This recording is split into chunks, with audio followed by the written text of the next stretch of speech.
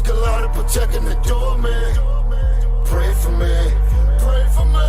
Buddha put some peace before me. Somebody pray for me, pray for me. I'm on my knees giving Jesus the glory. I'm undeniable, undeniable, undeniable, undeniable. It says everything about me. I'm undeniable, undeniable, undeniable, undeniable. What up, yo? Detroit and Flint Town. Coming through this motherfucker. Hallucinate. Yeah, with my killers. Through the projects. And I'm skating on day. Better be careful where you at and which way you wear your hat. What colors you got on, cause your ass will get clapped. Bam, back to the old me, rapping with the OGs. Even when I'm asleep, bitches got my strap on me. In my blade too, you gon' play who?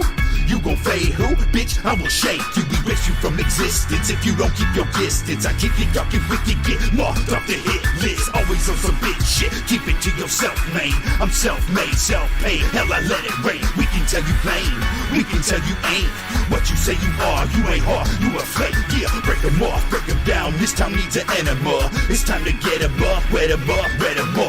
I'm fed up all the whack rappers, they liars. I'm a villain, I'm a gangster, I'm a rider. I'm a villain, a beast, a savage, a bando. Black roach, bandana, and a flannel. I'm a G, ain't no love, ain't no peace. I'm a monster in the streets and a monster on the beat. I'm a villain, a beast, a savage, a bando.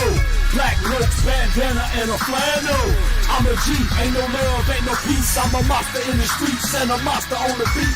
Project nigga bustin', ain't no time for no discussion. About to drop this deadly weapon, Satan too, like I'm from Russia. Talking crazy, we gon' rush ya, beat you down, cause you a sucker. You ain't from around my block, so ho, you ain't shit but a customer. Dirty hoes are dusting ya, the rivers where they dumping ya. Stay project boy for life, so ain't nobody that can touch us, bruh. Identify the target in the parking lot, a target roll up on them, blow his brains and leave him dripping on the carpet. Pick him to at his apartment, we gon' finish what we started. Ask his lady where the dope, she tell me in the glove compartment of the drop top bins. Then take all of the ends, I'm gon' tell you all you want. If you just please, just let me live. I got kids that got a future, told her shut up for I shoot ya. Ain't no women or no kids dying, this is what I do. I can offer you a job, Project One roll like the mob with KDT and Ghetto E, we underground and never stop. I'm a villain, a beast, a savage, a bando. Black roach, bandana, and a flannel. I'm a G, ain't no love, ain't no peace. I'm a monster in the streets and a monster on the beat. I'm a villain, a beast, a savage, a bando. Black roach, bandana, and a flannel. I'm a G, ain't no love, ain't no peace. I'm a monster in the streets and a monster on the beat. The butcher called me up and told me come with a track. So I'm sliding through the D like I don't know how to act. Who the fuck want what with them boys that do it? Just load them Dracos and them choppers and let's get straight to it. We bout to bang in this bitch like the blood and the Crips. And got some hoes on deck, so don't even trip. In my Snoop Doggy Dog voice, I make that pussy moist and leave your hoe staring in the ghetto. She done made her choice, and she chose to get banged. Hang with Dayton thugs and DUK. Told the girl stay in her lane. Now she missing, that's a goddamn shame. Who the fuck you talking to? Who the fuck you provoking? I'm in the butcher back cave smoking and fiending for a motherfucking killing. I'm a savage, I'm a G, I'm a motherfucking villain. I'm a villain, a beast, a savage, a bando. Black roach, bandana, and a flannel. I'm a G, ain't no love, ain't no peace. I'm a monster in the streets and a monster on the beat. I'm a villain, a beast, a savage, a bando. Black roach, bandana, and a flannel. I'm a G, ain't no love, ain't no peace. I'm a monster in the streets and a monster on the beat. Once again in this bitch, splitting the D came to play. Playing for keeps when we creep with that motherfucking AK. Popping the phone, letting them know who the fuck be on the streets. Project One, KDT, and the Dayton Fake. Real OGs been banging since the 90s. Ain't shit that I ain't seen. Another murder gang related motherfuck the police. One love, killer, deal, death do us part. That gangsta shit, motherfucker, coming straight from the heart. There's nowhere to run, grab your guns and step into the front line. We're only find a few my kind, busting with the tech knives. Come and test your strength, cause only a strong will survive. We're soldiers from the ghetto, side by side, if you strive. Murdering motherfuckers, making money while we mad. Mind ain't straight, body and soul while we strap. Mr. Fucking Fearless, J Gutta, it's a rap. Fuck with me, I'm a G, they ain't there, pass me the gap. I'm a villain, a beast, a savage, a bando. Black roach, bandana, and a flannel. I'm a G, ain't no love, ain't no peace. I'm a monster in the streets and a monster on the beat. I'm a villain, a beast, a savage, a vandal. Black roach, bandana, and a flannel. I'm a G, ain't no love, ain't no peace. I'm a monster in the streets and a monster on the beat. I'm a G, and I ain't talking about no game shit. Shout out Project Born. Shout out Dave Sam. You bitches better be careful who you motherfucking hang with. Everybody's got your friends and this shit when they get dangerous. Sustain this. How you think we done for 20-something years? Dating family and PJ, be putting work like Richard Gere. T is up next and they real life ready. Running around y'all hood with a mic and a machete. Means they ready to kill it. Make you bitch niggas feel it. We all get together and put it down. We the realest. I found a monster on these beats since my born dead days. Always have to make a killing, yeah, them born dead way. And these pigs out here keep squirming. Cause I'ma pick your ass off like I'm Richard Sherman. So if you see me on your motherfucking block, you bitches better please me. Cause I'm coming with some killers, yeah, some motherfucking teeth. I'm a villain, a beast, a savage, a vandal. Black roach, bandana, and a flannel. I'm a G, ain't no love, ain't no peace. I'm a monster in the streets and a monster on the beat. I'm a villain, a beast, a savage, a vandal. Black roach, bandana, and a flannel. I'm a G, ain't no love, ain't no peace. I'm a monster in the streets and a monster on the beat. I'm a villain, a beast, a savage, a vandal. Black roach, bandana, and a flannel. I'm a G, ain't no love, ain't no peace. I'm a monster in the streets and a monster on the beat. I'm a villain, a beast, a savage, a vandal. Black roach, bandana, and a flannel. I'm a G, ain't no love, ain't no peace. I'm a monster in the streets and a... What up, though? Welcome to the Hood Smoker Podcast, the hottest #1 podcast based out of Detroit, Michigan. And now, with your hosts, Jay Gutta, Brother King X, Blatonio Todd, and the rest of the Hood Smoker Squad. We don't do no Vlad stuff. We don't do no Adam stuff. We keep packing in the legends, respect them, and keep adding up. So pack a blunt or two, maybe grab a brew and a snack for you, and leave behind your attitude and get ready as we snap into the Hood Smoker Podcast. What up, though? What up, though? What up, though? Welcome to the Hood Smokers Podcast. I'm 1/3 of the Hood Smokers Podcast, Jay Gutta. We got Blatonio Todd in the building. Brother King X will be joining us soon. It's a special Friday night episode. What up, though? What up, though? Salute, everybody. Welcome to Hood Smoker Podcast. Thanks for tuning in. Shout Been out meaning to make Jordan. it happen. Yeah, now the Hood Smokers inside the joint. Now the Hood Smokers inside the joint. Yeah. So yeah, salute. Yeah, Christopher Jordan. Everybody tuned in.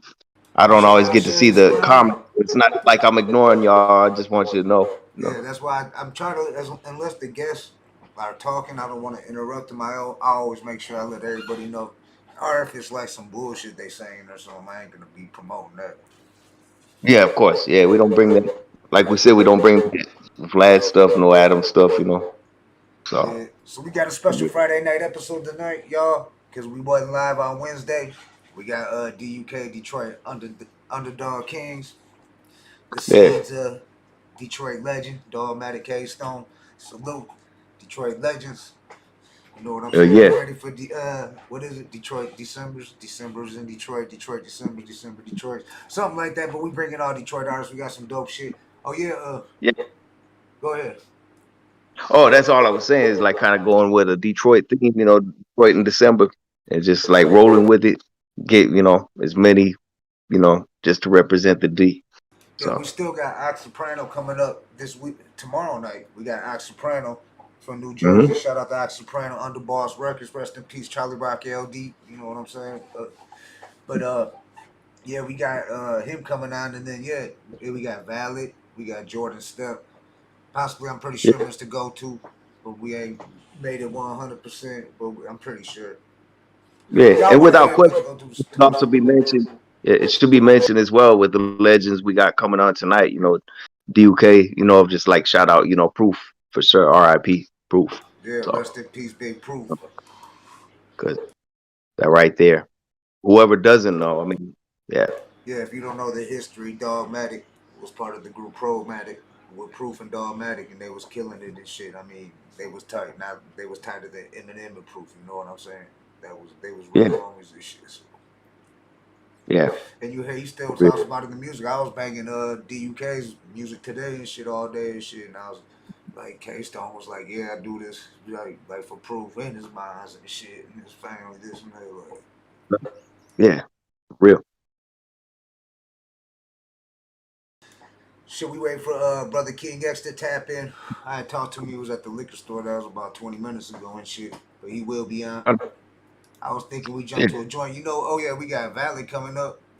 The other part of Bill yep, and Isaiah with Stretch Money and shit. That'll be a dope interview, dope ass MC. Check him out if you haven't already. yep, Get up on him. And we got Jordan Stepp. He dropped a new video.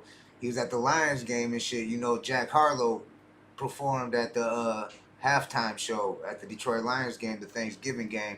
And so he did a Jack Harlow remix and shit. It's kind of dope. It's pretty dope and shit. You know, he's only 16 years old and shit. We got Jordan Stepp coming out and he got bars. Shout out to Paul Stepp. I know his pops real good. And he rolls with like Shady's Camp and all that, which was kind of funny that how he kind of clicked up with Two Dope, took him under his wing, knowing that Paul Stepp rolled with, you know, like D12 and all them and shit, like that side. And fucking, but Two Dope was seeing talent in him. Jelly Roll, fucking Jack Harlow apparently let him. He remixed his track. Did it? They he appears in it. I might play the video tonight if we got time before DUK taps in. So yeah. but, Real talk. Yeah, like oh in yeah, it, yeah, you we know, gonna play that. We'll play. We got him coming up, so we'll be able to talk about it and shit. You know what I'm saying? So he was with Trick Trick, doing shit with Trick Trick, doing shit with Jelly Roll, like big variety and shit. It's not just like one style of hip. It's different and shit, you know. And that's what I like DUK. That's what I like. These young cats that are different, but it seems like it's because their bloodline comes from spitters and shit, hip hop. Like you got absolutely. DUK and then his pops, Paul Stepp. He's been in hip hop his whole life and shit. And his son Jordan Stepp doing his thing and shit. So Yep. and fucking shit. Shout out Hussein, Westside Hussein. Fucking Yeah, Eminem. Bam yeah. Eminem. Yeah. Family full of spitters right there. Family full of spitters. Um, shout out James Johnson. And if you don't know that Oh secret, yeah. you know, yeah. Shout out Baby Tron, yeah. But Shout out, baby, for real. Yeah. shout out Arizona and Staten Island. See Detroit, yeah, all day. You already know Christopher Jordan, yeah. Shout out to Arizona and Staten Island, Tucson, Arizona. Absolutely. Yeah, we got the king of Tucson up in this bitch. I don't want to start no shit, dog. I mean, you all the way on the other side of the country and shit. Dog. It's not like we can hop in the whip and shoot right there. That the only person who would have a problem is like as long as nobody argues with No Pants because he's king of Green Valley. That's one thing. Hey, that's my boy's thing. All People can right. have two songs. I think Yeah. I'm gonna play this video by DUK Kingdom Come, produced by the homie DJ Butter. Shout out DJ Butter. Check out that episode with DJ Butter and go check out their channel and shit. You know what I'm saying? Funky Fresh in the Flesh. Shout out DJ Assault. Shout out the whole crew over there and shit. You know what I'm saying? For Brother King X actually he actually records at the same studio. You're looking awfully telephobish tonight. Telephobish tonight. Shit. I just had to say so. What was good there? He got hit with a bottle and shit. I don't know if the people heard about that. You know we got to talk a little bit about Talib news and shit because he want to keep Yeah, tagging us and shit. and of course, like I find out more about this news like before I even look at Instagram because people will come by there. Did you hear about your brother getting hit by a bottle? And yeah, he got hit by a bottle in L.A. Did like pretty much almost the 2 minute rant before going into another song and stuff. So, but Talib's okay. Maybe the guy was trying to keep him hydrated because it gets hot up on stage if you're a performer and stuff. You know how it is. So maybe the bottle wasn't meant to. You know. Maybe Talib But shouldn't have went to L.A. after talking shit to quite a few artists from L.A. that got pulled. Just because they ain't got a million followers, like you don't mean they ain't got a million followers in the streets. You know what I'm saying? Just because how many real thing. gangsters are following you on Instagram and in the streets? You know what I'm saying? I mean, yeah, there are gangsters on the internet, but I mean, in the streets is different. I mean, so you got okay, Talib, you got 1,000,000 Karens following you, but you talking shit to a dude who he might only have 10,000 followers on Instagram, so you think you can overpower him and shit and bully him or whatever and shit. But really, he got a big following in the streets though and shit in his neighborhood, and you come there to do a show, which don't make sense to me. It's like that's Yeah, what I'm saying. because All like day, if he wants to come back to Detroit, this is his way in. Tell it, Talib, get at us. Maybe we could work some other shit, make something happen. Because we know you be watching. I know you watch the People's Parody. oh Live yeah, on for sure, Instagram. man. Yeah, I mean, yeah, because I'm not trying to put that all on blast or like ruin things right there. But yeah, I mean, as you can see, he's shut pages down and stuff. That's all I'm gonna go into. But you know, people read between the lines. There's this. Shout out Kid Vicious. People. He's addressed us. He's addressed our team. And people who fuck with us. So yeah, Right. He's that's all I'm gonna. actually he's winning at Yep. like certain people like from different Hmm? levels and shit. But I think he sees something like he knows, dog. He knows. I mean, we're solid. What he said, he bit his tongue too quick because he just went off instinct when he seen our comment under Kid Vicious post. He just instantly Hmm. went in on us and shit, and it was like he didn't check us out. He didn't look at who we were or who we fuck with or nothing like that or what we do. Instead of doing research, and he just went in, and that kind of and his pride won't let him apologize and shit. You know what I'm saying? He got to swallow that pride. So you know Yeah. what I'm saying. So, instead of putting people on blast that do apologize to you and shit, like so. Yeah, and then you see where it goes. Yeah, so it's kind of like he's a little bit different. So it's like he's what was that phrase he said? Don't meet your heroes. Or yeah, Right, yeah. I mean Talib, okay. like Alright, that yeah. was Talib news and shit. But check out the Yep. People's Parodies live on Instagram. We got episode 1 that was kind of like a test run, but we got it going. And we was all on Yeah. the cans, and we gonna start doing.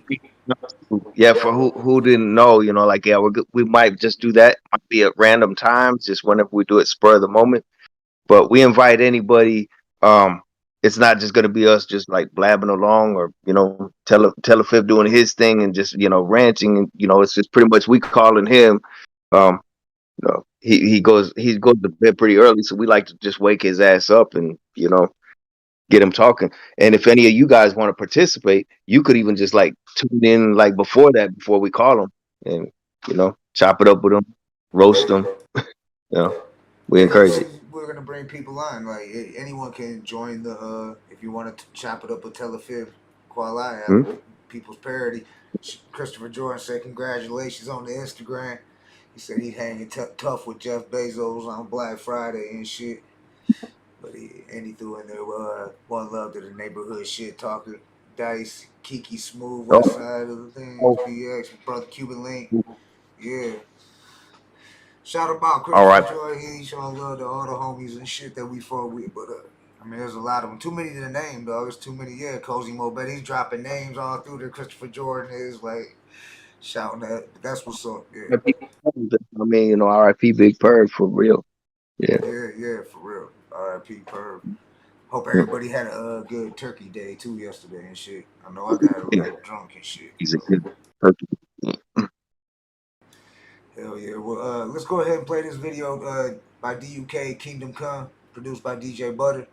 And I'm going to see what's going on. I'm going to hit up DG, see what's going on.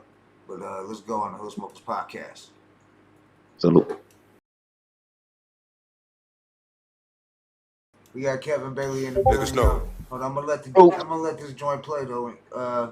See y'all answer here. We got Kevin Bailey in the building. DUK. What up, though, family? What up, though? Good to have you back, man. Yes, sir. Yes, sir. We waiting for bros. We got DG Nabic in the building. I'm gonna have to blow this whole thing up to get everybody on. Hopefully, everybody get on. I don't know who's all gonna be joining us out of the crew. Is Pops coming on? Is we got what up though? DG. Yeah, what up though? Good to have you back. Y'all can hear me? Yeah, we can hear you. Cool. We waiting on pops. Nah, we gonna see how soon you getting up in here. Yeah. So how you guys What's been, man? good though, man? Shit. I'm good, man. We got a lot of good shit on the flow, man. And everything just gravy, man. I feel blessed, and we got a lot of projects moving forward with the album dropping and everything. A lot of good features and shit. So everything just good, man. Y'all have a good Thanksgiving and everything. Oh yeah. Yeah. How was Yeah, we your Thanksgiving? Y'all had a good Thanksgiving? Yeah, pretty good. You know how it is. You know, we ate. You know, Jed. Shit, I got you yeah. drunk as hell too. Shit, I ain't gonna lie. That's why I called him. Like, yeah. I see it. Y'all all work. We had Kevin Bailey on talking about his solo project. Also, you got a solo project, DG? so here's the thing. It's really funny you mention that because I have been working on a lot of solo projects, but I ended up shuffling a lot of them into DUK. So it's some of them, you know what I'm saying. Some of the joints we ain't heard yet, but it's like that's really the most part is I'm just really trying to put my best foot forward as far as my craft in general, whether it's on my solo projects or whatever else. But I do have stuff on the flow. I ain't got like no release date or nothing like that. But it's like everything up in the air because I put a lot of I cook a lot for DUK in general. I do stuff. I do my own stuff, on my own time when I get it, But I definitely got shit on the flow, Yeah. What's up, That's brother? what's up. DX in the building. What up, though? No. What up, though? Oh, What's up, man? we in here. What's good? Nothing much. Just get home? I mean, I was home for a minute. I was on Indeed applying for some jobs. Got to leave that nursing home before I do something to that old lady. Oh, yeah. Don't do it, brother, Kid Gates. No, I ain't You on doing. that conscious rap now. You ain't No, on that other shit. My boss nitpicking with me because she messing with my hours and she trying to make me quit. But here's the thing. She ain't got no reason to fire me because I'm a good worker, never disrespected her and none of that. And she mad because everything that she do, I document it and I send it to the union. That's what she mad about. That's fucked up. She mad because the union working in my favor, bro. She mad because the union doing their job. Yeah. They should do this shit. You know what I'm saying? I don't know about the union. I ain't never been part of the union. I did hear hip hop getting some kind of union. I forgot who was. I seen some kind of story that working on the union.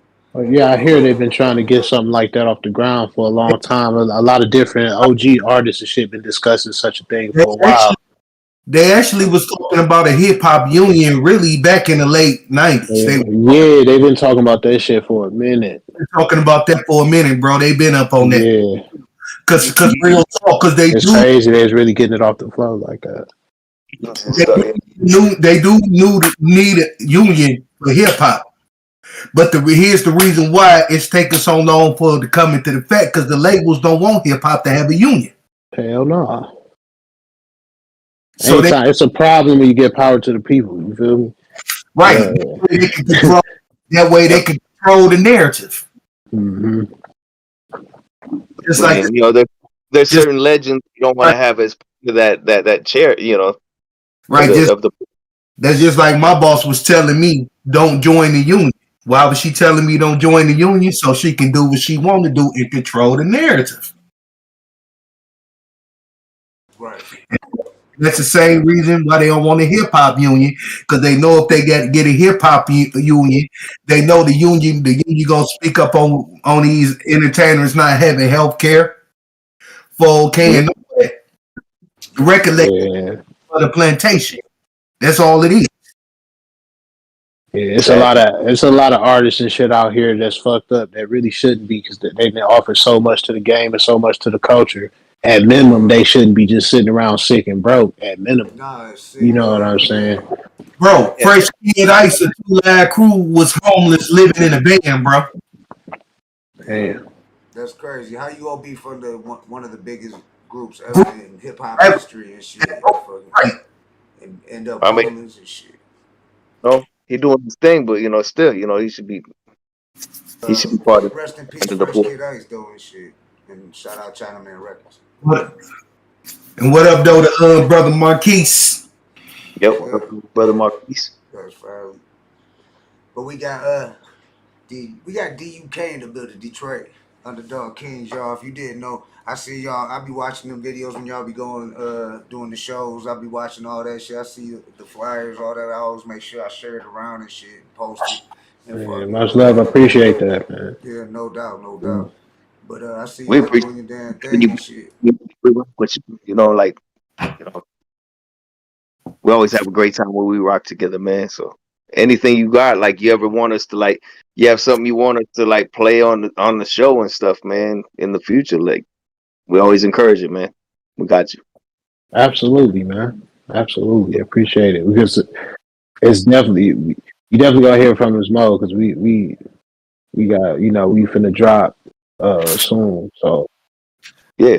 And we got a lot of dope shit we've been working on. We've been putting in a lot of blood, sweat, and tears into this project. We did the mixtape and everything, and we've been doing shows and everything. But it's like the culmination of everything gonna come together, through this album. Everything that what I'm saying, all our pain, joy, struggles, all that came together with this, and it's gonna show. What I'm saying, it's gonna be a beautiful portrait of what we put together. So that's what's up. So y'all got a video you working on? Another video dropping soon? Actually, we do. We basically we kind of trying to figure out. We got several. So we just want to make sure that we dropping the right one and the right energy, right time. But we got several. We got some surprises and shit. We got shit that we on the flow with. So we end up getting we got a feature with Stretch, and shout out to Stretch, man. We got a joint with him. Yeah, man. It came together. It was so when y'all that's coming. So I said I'm not. We got on the album. John and we got Valley coming up in like a couple weeks and shit. A week, I think next week. They doing that. Oh, straight up, we got Valley coming through. Yeah, Stretch be doing his thing and shit. He came out here to Southwest. And they rocked the show down there. That Bill and Isaiah record release, which is pretty dope. But yeah. So what's next for DUK? Like albums, like full album.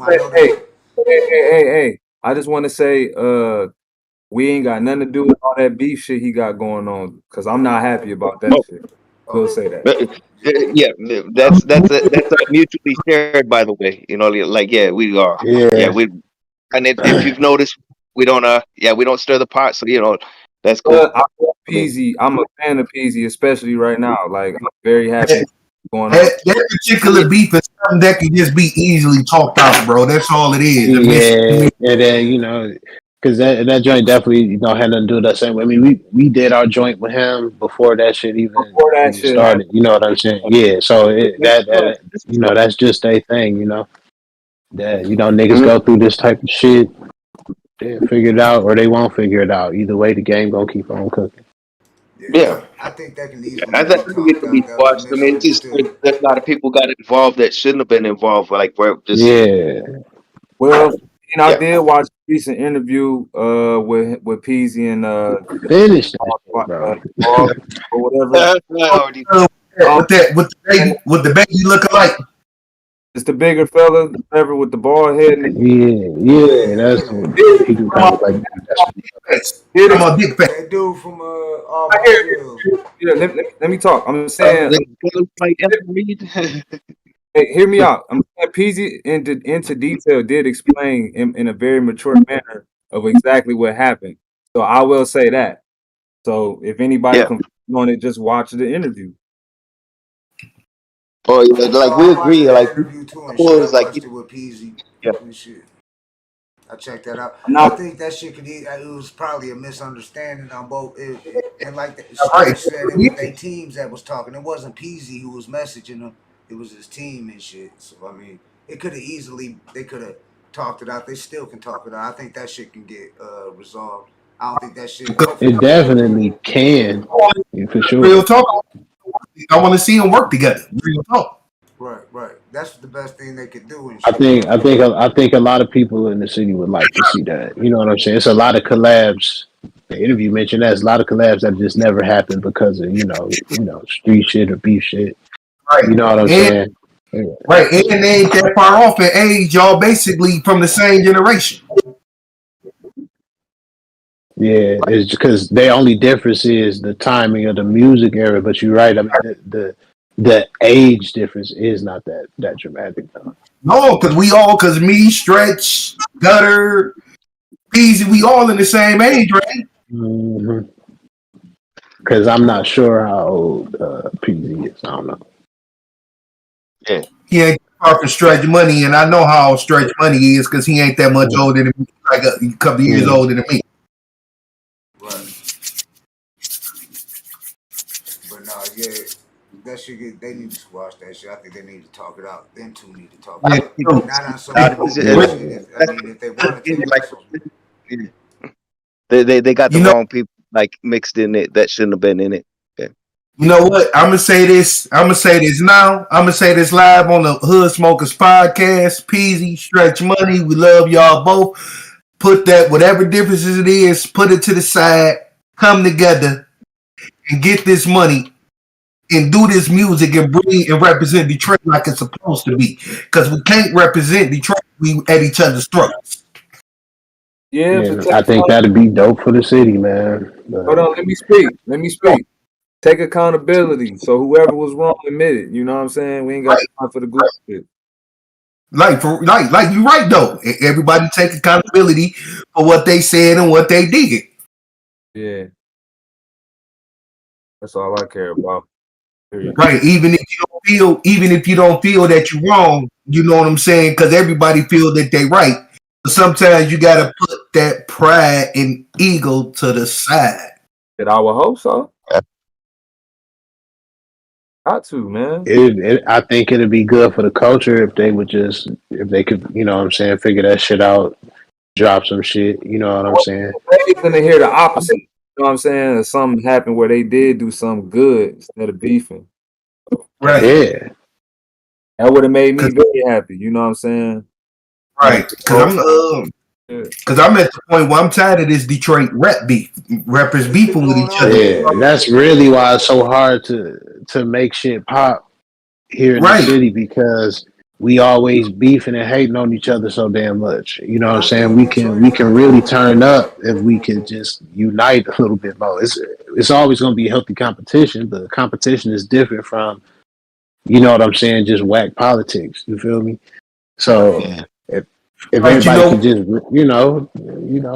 it's a game out here, and you got to play it whether you know it's your turn or not. I get that, but shit, it's a lot of niggas that ain't got to be ops all the time. Can we just unite in the city? What Detroit versus everybody mean? It always feel like Detroit versus Detroit all the time. You know what I'm saying?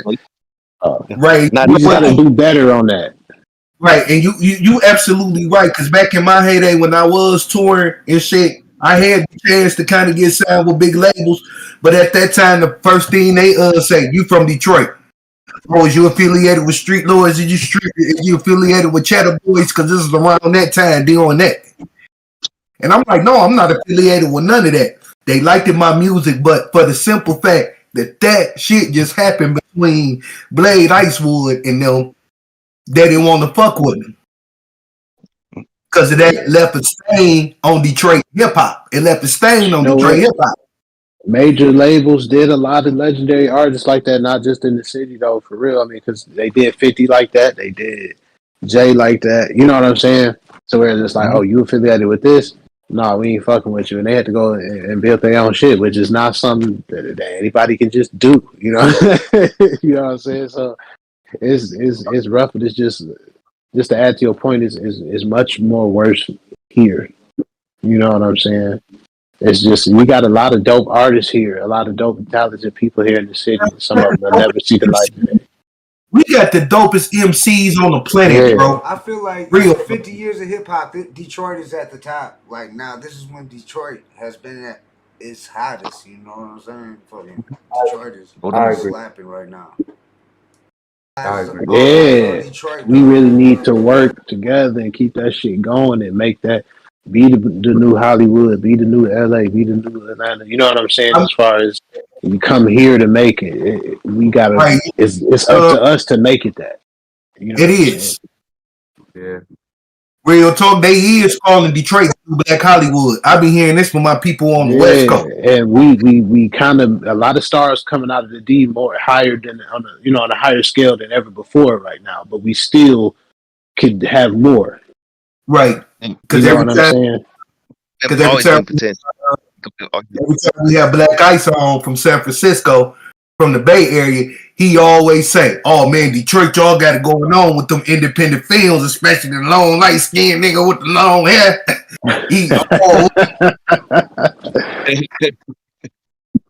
I used to work there. I used to be a projectionist at a movie theater and shit. So when they would screen some of those Detroit films, I would meet a lot of those cats. You know what I'm saying? And they love it. They love that shit. And the city love it. They come into these theaters to see all that shit when they do it. They are doing their thing. Like we got some crazy art here in the city, man. We gotta put it together, man. Yeah, let me say something. So I would say I feel like all the street rappers getting their shit off, and now maybe the next wave would be more alternative street kids. So it's like niggas that ain't really in the hood and all, and we're gang banging, but from the hood. I feel like that is happening now, and we slow. I think we are on our way on that. 50 years, but we gonna be like the city eventually, and hopefully, me and Dorian can be a part of that wave. You know what I'm saying? Yeah, just I'm honored just to be a catalyst to that shit. You know what I'm saying? That shit matters, man. It's a lot of dope talent here for real. They need to give Detroit our props and our place in music. Because for simple fact, the whole West Coast sound is a Detroit sound. If it wasn't for Parliament Funkadelic, Dre wouldn't have had sound for the Chronic. Great Dre album was produced by a majority of Detroit producers. Maybe so. Well, I mean, it's shared it. Wow,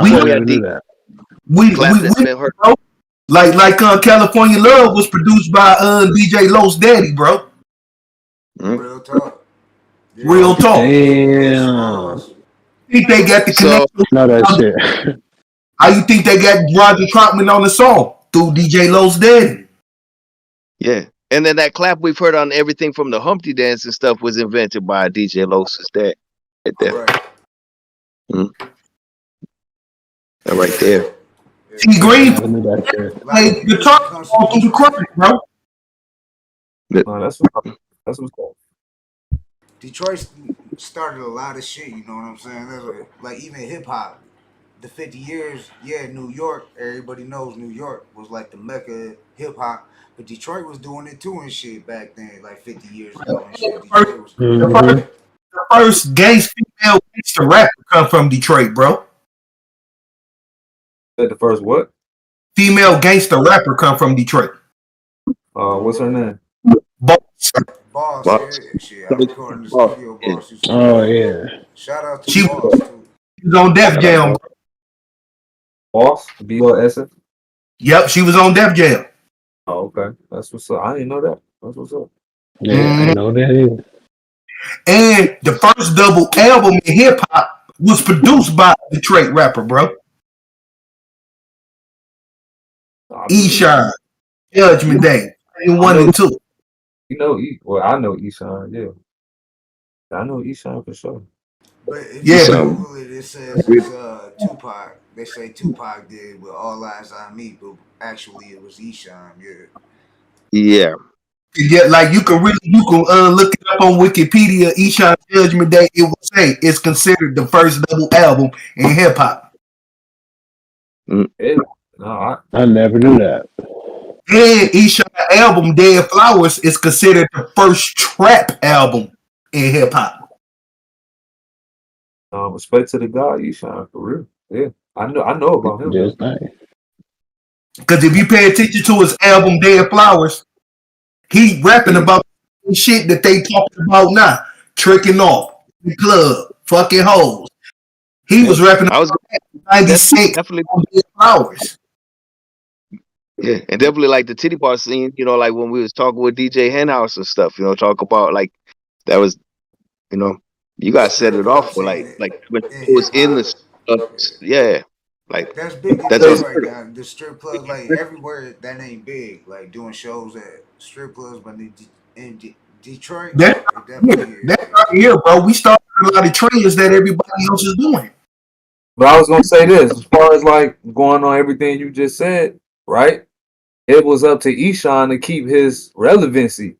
Just like Stretch. You got to keep your relevancy. If you ain't keeping your relevancy, then eventually you just gonna be a legend. And ain't nobody gonna remember you but the people. The thing is with Eshawn had some little personal issues and family problems, so he had to step away for a minute.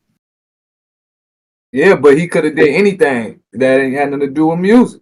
It could have been a podcast. It could have been just anything that made relevant. A documentary on his old shit. Like he could have. Oh, no.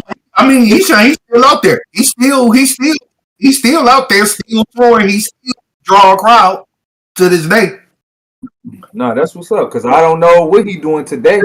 You know what I'm saying? Oh man, I did the show with him in Brooklyn, bro. A couple years, Jay Gutter. Would you tell him, bro? Won that bitch off the chain. Yeah, in New York. I did. In Brooklyn, bro. That's what's up, bro. No, that's hard, but that's all I would say as far as anybody go. Like Eminem, he's going to keep continuing doing what he not just going to disappear. You know what I'm saying? Like it's up to them to keep your if me and Dorian do something legendary, we got to keep. It's up to us to keep persevering to do things to remind y'all of what we done. You know what I'm saying? So I like how you do that. I love how you do that. Cause I was watching y'all shit earlier and you gotta be consistent. And shit, dog. Like your videos and shit and all. I've been up on them and shit, and it's different and shit. It's not the same thing like what people expect in Detroit. Like you know what I'm saying? Hip hop with the flashing the guns, everybody flashing guns, doing all that. It's like y'all, cause you ain't got to do that. I mean, y'all got. You don't, man. I think that if you really from that and you want to put that in your videos, that's cool. But to me, the most impressive thing you can do is paint a picture with your words as an artist. If you can do that, then you can do anything. You can make guns cooler in your video if your pen is out, don't need it. You know what I'm saying? And that's just really what it boils down to. We all come from. That's one thing that I learned quickly, you know, when we got this group together is the way we push it together. We got our own original sauce on how we do things.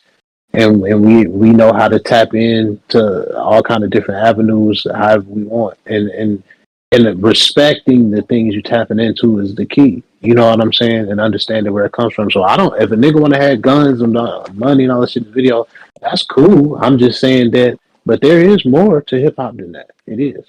Right. Much more. I can't put guns and drugs in my video. My minister might be watching.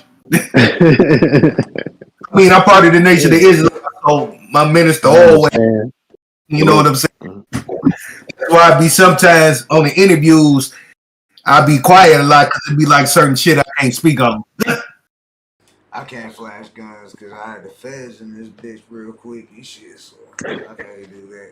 I stay away from that shit, though. I got a couple homies that happened to and shit. ATM Crown on the west side of producer. Hold on, I ain't trying to interrupt you, but let's go back to what I just said. And right now, the street rappers is getting off. You know, the niggas in and out of jail, all that. If we, you know what I'm saying, if we do what we doing, then the alternative street kids gonna get on where they not talking about the guns. You know what I'm saying? I don't see no guns in my video. I know niggas. You know what I'm saying? So it's like, if we continue to do what we doing now, Detroit to be to that level, and it will be a popular place to come to. It will be a safe place to come to. We not promoting that necessarily. You know what I'm saying? We may promote our environment. promoting that. You know what I'm saying? Yeah, if it exists, it exists. We gonna speak on what your experience, and yeah, it's guns out here. You know what I'm saying? At the end of the day, yeah, but to that ain't gotta be the nature of the entire record. That's just we talk about guns on this bar. You know what I'm saying? Or on some shit like that. It's like, nigga, that was just what it was. But the approach is always just you just want to have a dope. Sometimes you just want to paint a dope picture. You just want to make a dope record. And if guns involved, that was because that was just what organically came to you, and it wasn't just thinking, man, we gotta have hoes. We gotta have this. It's just. I mean, if that's what the energy was, fuck it. But that's not necessarily. We can't. I'm used to the era of with the niggas who was rapping about guns. They weren't trying to glorify the guns. They were saying, niggas, we had them. We was selling drugs because we ain't had no choice. Jay-Z said, I ain't got time to wait for school. My people hungry right now. You know what I'm saying? Like, so it wasn't about. Yeah, so it was about survival. Now you got people. That you got niggas that don't even need to fucking do the shit. They doing it for street cred, or they doing it for their stripes, or whatever the fuck, or for clout. But it's not even necessary for their survival to even get into that kind of shit. They just doing it just because. You know what I'm saying? It's only real when you ain't got no choice but to do it. Yeah. That's really just what it boils down to, and it reflects in the music. Where you coming from with that angle? If a nigga talk about guns and shit and all of that, I ain't got no issue with it. If that's really your story, fuck it. That's really your life, then that is what it is. But even if it is your life, what about where you want to be? What about make a song about how you wish it was? Where you can't, you know what I'm saying? Like you ain't something. Like you can still mix it up. At the end of the day, you can always mix it up, no matter where you come from. You can mix it up. You can be different. And you know what? That's why I always respected Willie D from the Ghetto Boys. Because when I bought his first album, Controversy, everybody think it's gonna be just guns, drugs, you know what I'm saying? But once I sat and listened to his content of what he was saying, he was actually saying something. Right. He got this one song called "Put the Fucking Gun Away." Yep. Yeah, it was more like Public Enemy style type. Like, right. And he say, put the fucking gun away. Take up karate. You don't want to kill no goddamn body. Put up the motherfucking steel and kill. For the high cap and shit get you killed. I'm like, oh, he telling the truth on your ass. He telling the truth. But similar times. But at the same time, he let niggas know that even though he ain't with the gun, he let niggas know I ain't no punk because I love the chop. You know what I'm saying? I ain't gonna get no gun, but nigga, we can go up, and I can respect that. Yeah. Because if we killing each other, you can't live. You can't live to fight another day. Hell, you might fight. Me and you. Now this ain't gonna happen. Not gonna happen. Me and you might get into a fight one day, then the next day we probably be cool and shrug the shit off. You know what I'm saying? Like my bad, dog, blah blah blah. You know what I'm saying? Consequences and repercussions. You got to think about that before you react. That's what got me locked up and shit. Not thinking about shit. Yeah, and that shit follow you too, and you put that shit on you when as far as when you want to really promote that type of shit in your rap, like. You know, like I'll give you an example, Biggie and Tupac, regardless if you want to say, regardless of who killed them or whatever happened, at the end of the day, they spoke death. They promoted death on themselves every day through their music. You put that on, and they promoted death. Yeah. Ready to die, born to die, all of these. When I die, fuck it, I'm gonna want to go to hell. Like all this, bro, y'all talking crazy, and it's just like you kind of, you know what I'm saying? Have a funeral, have a party at my funeral. Let every rapper rock it. From where, like he was rapping about that. How long will you mourn me? I mean, they was all. You put that shit on you, and that shit it bounced back and it enhanced, and the world spit that shit right back at you and give you what you asking for. See, people don't realize music and words operate on frequencies. Absolutely. Those frequencies open up dark places that you necessarily don't want to be part of. Because when you rap about death, you actually talking to spirit. You're rapping. Right. I mean, we already know the drum and its power. Manifestation, man. You gotta be careful with your words. Yeah, I was always, my grandma always told me, like, how did God create light? He said the words, "Let there be light." Words are powerful. You know what I'm saying? You get some shit, whole nations can fall because a motherfucker said some shit. You know what I'm saying? You got to be just, So just when it comes to your music, I feel like it don't matter what it is, as long as it's authentic to you, and it's the story you really want to tell. Because some artists, even Jay-Z, he might not tell his own. Yeah. He said, "I tell my stories. I tell my homeboy stories." You know what I'm saying? Like, because he ain't no rapper to tell that story. He ain't no artist or he don't have a platform. But that story should be told, regardless. You know what I'm saying? Inspirations like that should they should come from real places. To me, you know what I'm saying? Right, because it was a point in time back when I was hallucinating, and it was a point when a promoter would hear the name and was like, "Oh no, we don't want him on the show." Just to hear my name, because they going by the music, you know what I'm saying? So they thinking that I was actually like that. Mm-hmm. Yeah. Like, what's his name on the West Coast? Big Lurch. Oh yeah, Big Lurch. Big Lurch. Big Lurch Yeah, did Big not Lurch. woman, bro. He did not do that, bro. The girl's mother even said that, bro. But they used the song that he made to convict him. Yeah. I mean, really, it was like the effects of the angel dust. That that wasn't how he was. Yeah, he wasn't like that. Angel dust was, it can make anybody, do what he did. That could have been anybody. Shit ain't no joke. Everybody want to know how angel dust do. So all they got to do is listen to Nip's song "Smoking Amp." Mm-hmm. That's what Smoking Amp is about. Smoking angel dust. And what Nip was about. Damn, I gotta go check that out now. That sounds like some shit. We don't support drugs. We don't smoke a podcast, smoke weed. Right. He talking about and Nip talking about all the crazy shit that he doing off amp. And I know once again, the point was, I'm an over. The point of the song was to let people know what was the dangers and the repercussions of fucking with it. I mean, come on. Then I take my last puff. Then I shot my next door neighbor for good luck. I ran to the car, strapped with a gauge and a 20-inch blade chainsaw. You know what I'm saying? Oh, he's talking crazy. When you want amp, that's what you think. You know what I'm saying? Yeah. Looking real motherfucking mean. Thinking about a hearse. I shot the people in front of me. I want to order first. You know what I'm saying? When you off shit like that, because when you off shit, that's how you think. You think like that, it does something to your mind. Hey, they tried to blame me, Sean, back in the days. I was young in the 90s in Tennessee for a suicide. Some kids playing Russian roulette in Tennessee, bumping Nidus, and killed themselves. And blaming Esham and Nidus and shit.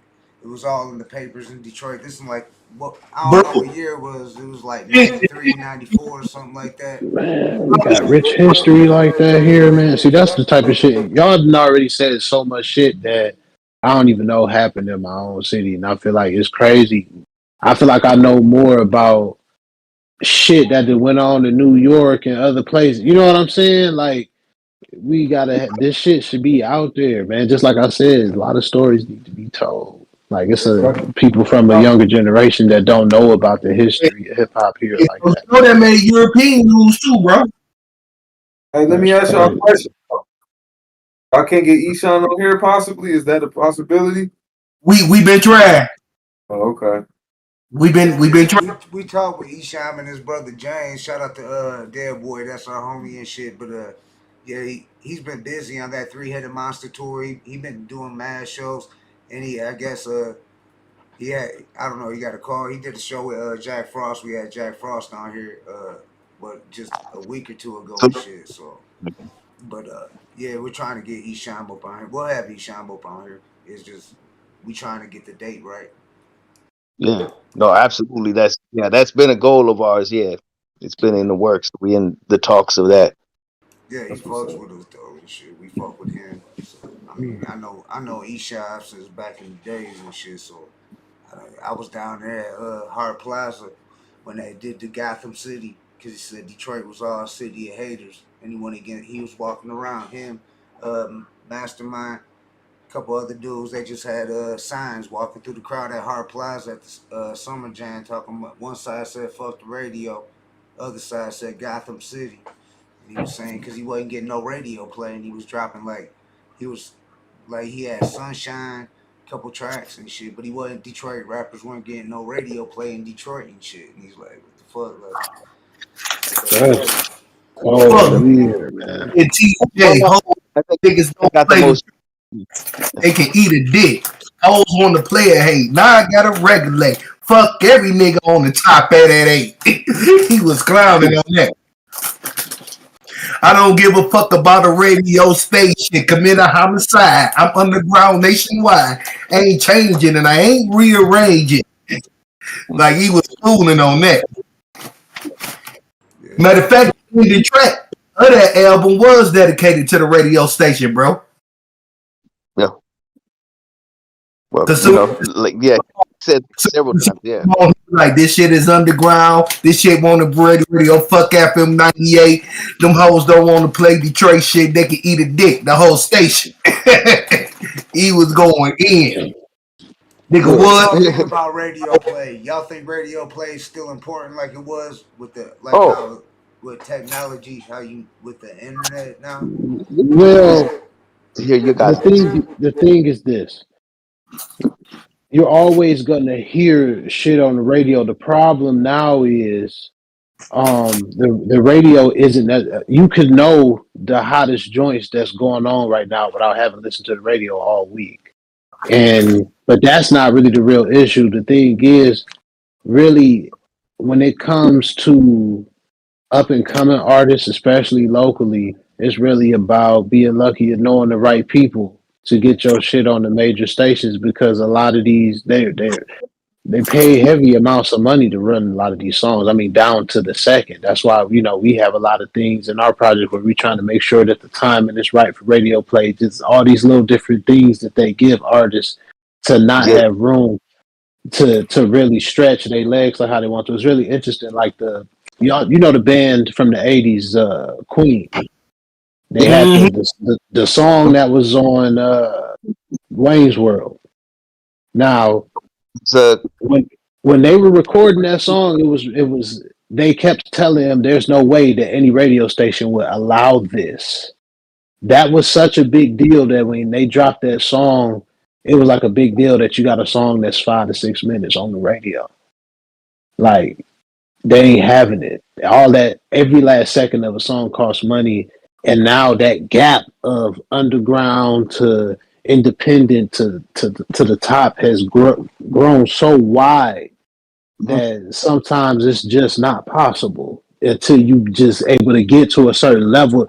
Basically, by the time you can get your shit on the radio, it's irrelevant whether you can get it on the radio at this point or not. You don't even need it now, even though by the time your shit is on the radio, you done been got past the barrier of even caring if it was on the radio. You know what I'm saying? Especially with streaming and all of that stuff. So, I mean, it's definitely still relevant, but it's not necessarily the gateway to your success like how it used to be. But it still can. Like, usually you're already winning when your shit is on the radio now, as opposed to that was your victory dance when you got it on the radio back then. So it's just kind of like this weird medium ground with it, and it's circumstantial. Oh no, I would say. I mean, when stuff, that was popular. Let me tell you what I think. I think that we got the internet now, and that's a new atmosphere. You know what I'm saying? Just like the radio. You know what I'm saying? So I feel like it go both ways. You know, like you could get some shit off YouTube or something, some shit just go. You know what I'm saying? And then eventually it's just gonna travel to the radio. Because I'm sure you gonna have some people reaching out to you. You know what I'm saying? Yeah. People got the internet now. I feel like, and I feel like a lot of kids of my age and younger or whatever, they need to like just remember where niggas like Eminem came from, how he was just passing out CDs. But now it's like when I meet motherfuckers, I'm just telling them to subscribe to my YouTube. I don't have to hand them a CD. It's all on fucking Yeah, we in the streaming game now, you know. In my opinion, I would say, you know, we just got the internet now. You just gotta, you know what I'm saying? Yeah, just keep in mind that the radio and all that shit can still go, but the internet is a new era. You know what I'm saying? To make, if anything, we got more. You know what I'm saying? So yeah, much more lucrative to go through the internet, and it's much more likely to go through the internet. You know what? I gotta say, with the internet, I gotta admit, I did meet a lot of legends through the internet. Collab with a lot of legends. Did a lot of shows with legends. Just being on social media. Hey, the network, I was gonna say, connecting all of us together in general. I mean, for real. I mean, when it comes to the wiki shit scene, because of the internet, I'm up here collabing with motherfuckers in Albuquerque, New Mexico. I'm collabing with motherfuckers from Germany. You know what I'm saying? Motherfuckers from Poland, like everywhere.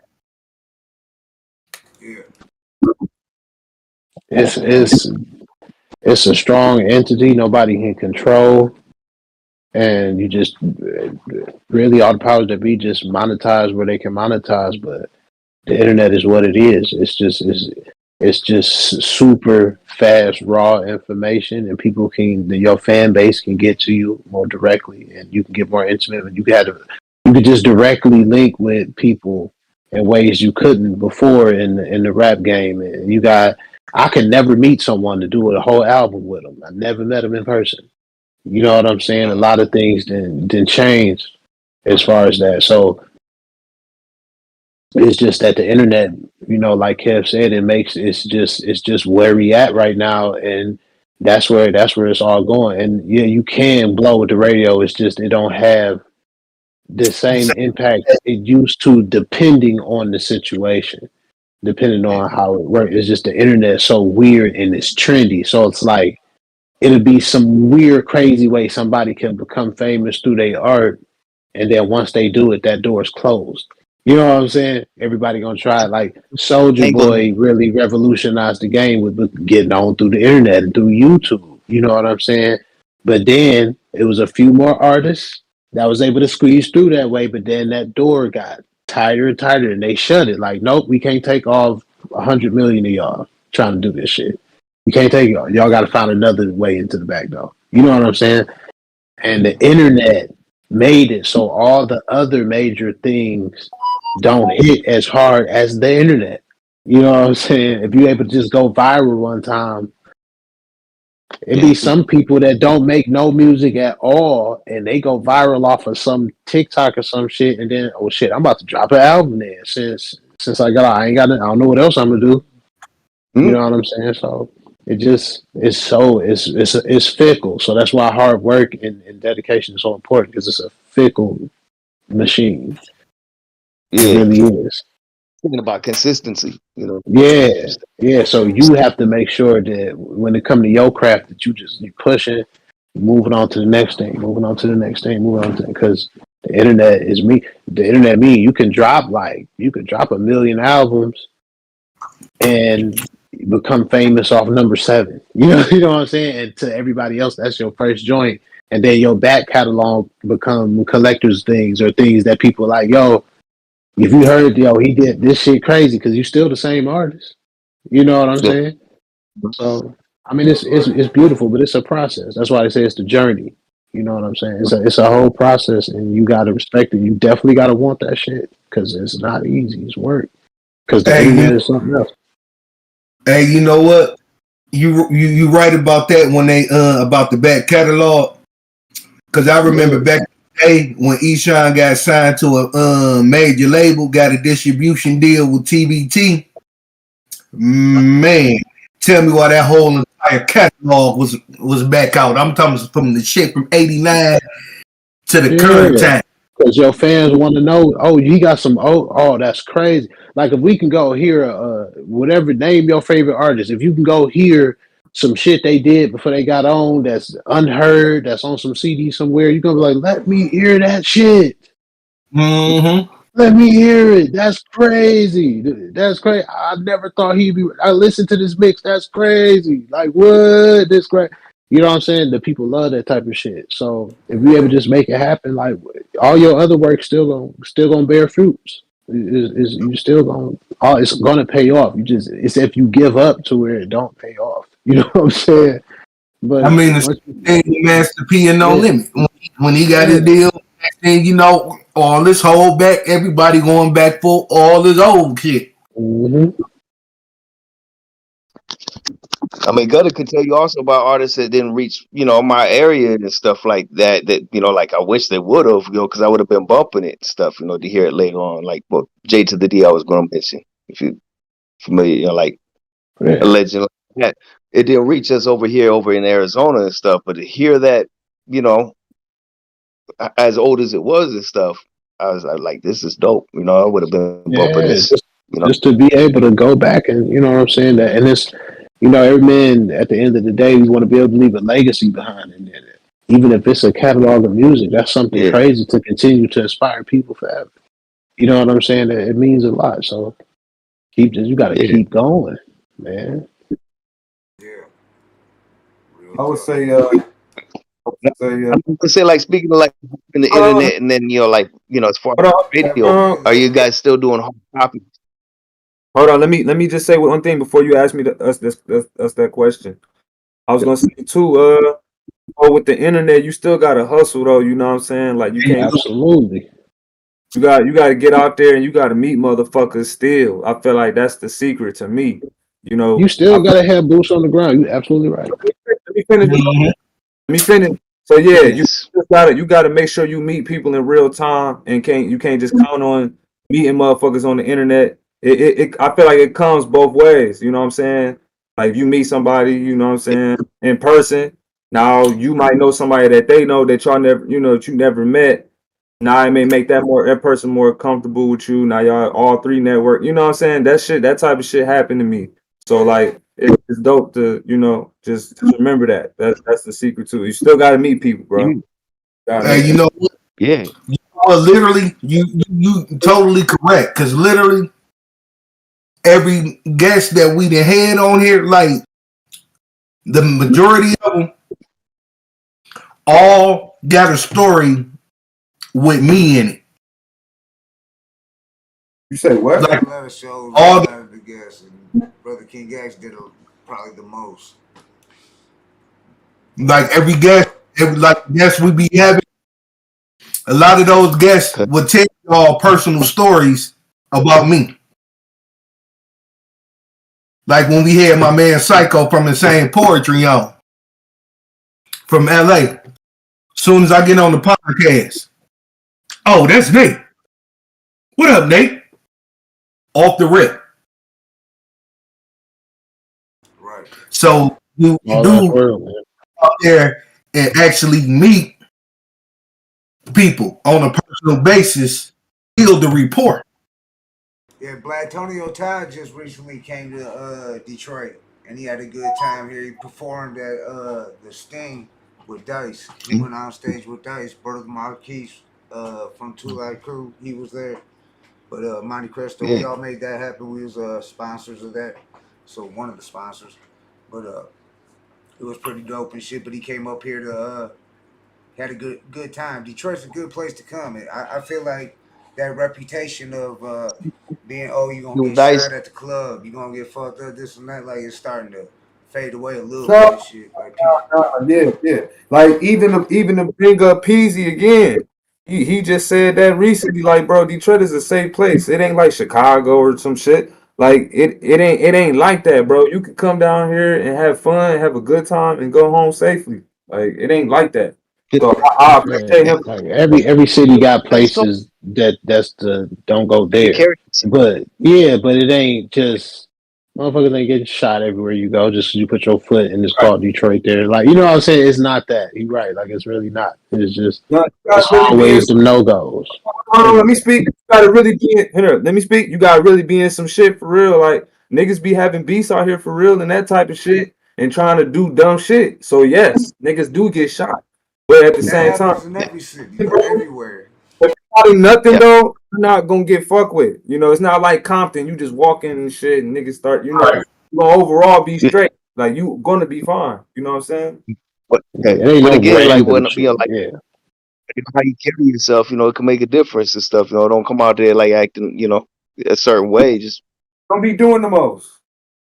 Don't be pretty much it. We doing the most. Todd was in the hood. He was went all the way from Delray through Southwest Detroit, all the way up through Dexter, all the way over there to 7 Mile, fucking Gratiot area over there. He was all through all the deal, you know what I'm saying? So, safe. Yep. Ain't shit gonna fuck with, you know. Niggas cool over here, bro. Safe. It ain't like Chicago, bro. Chicago, you know.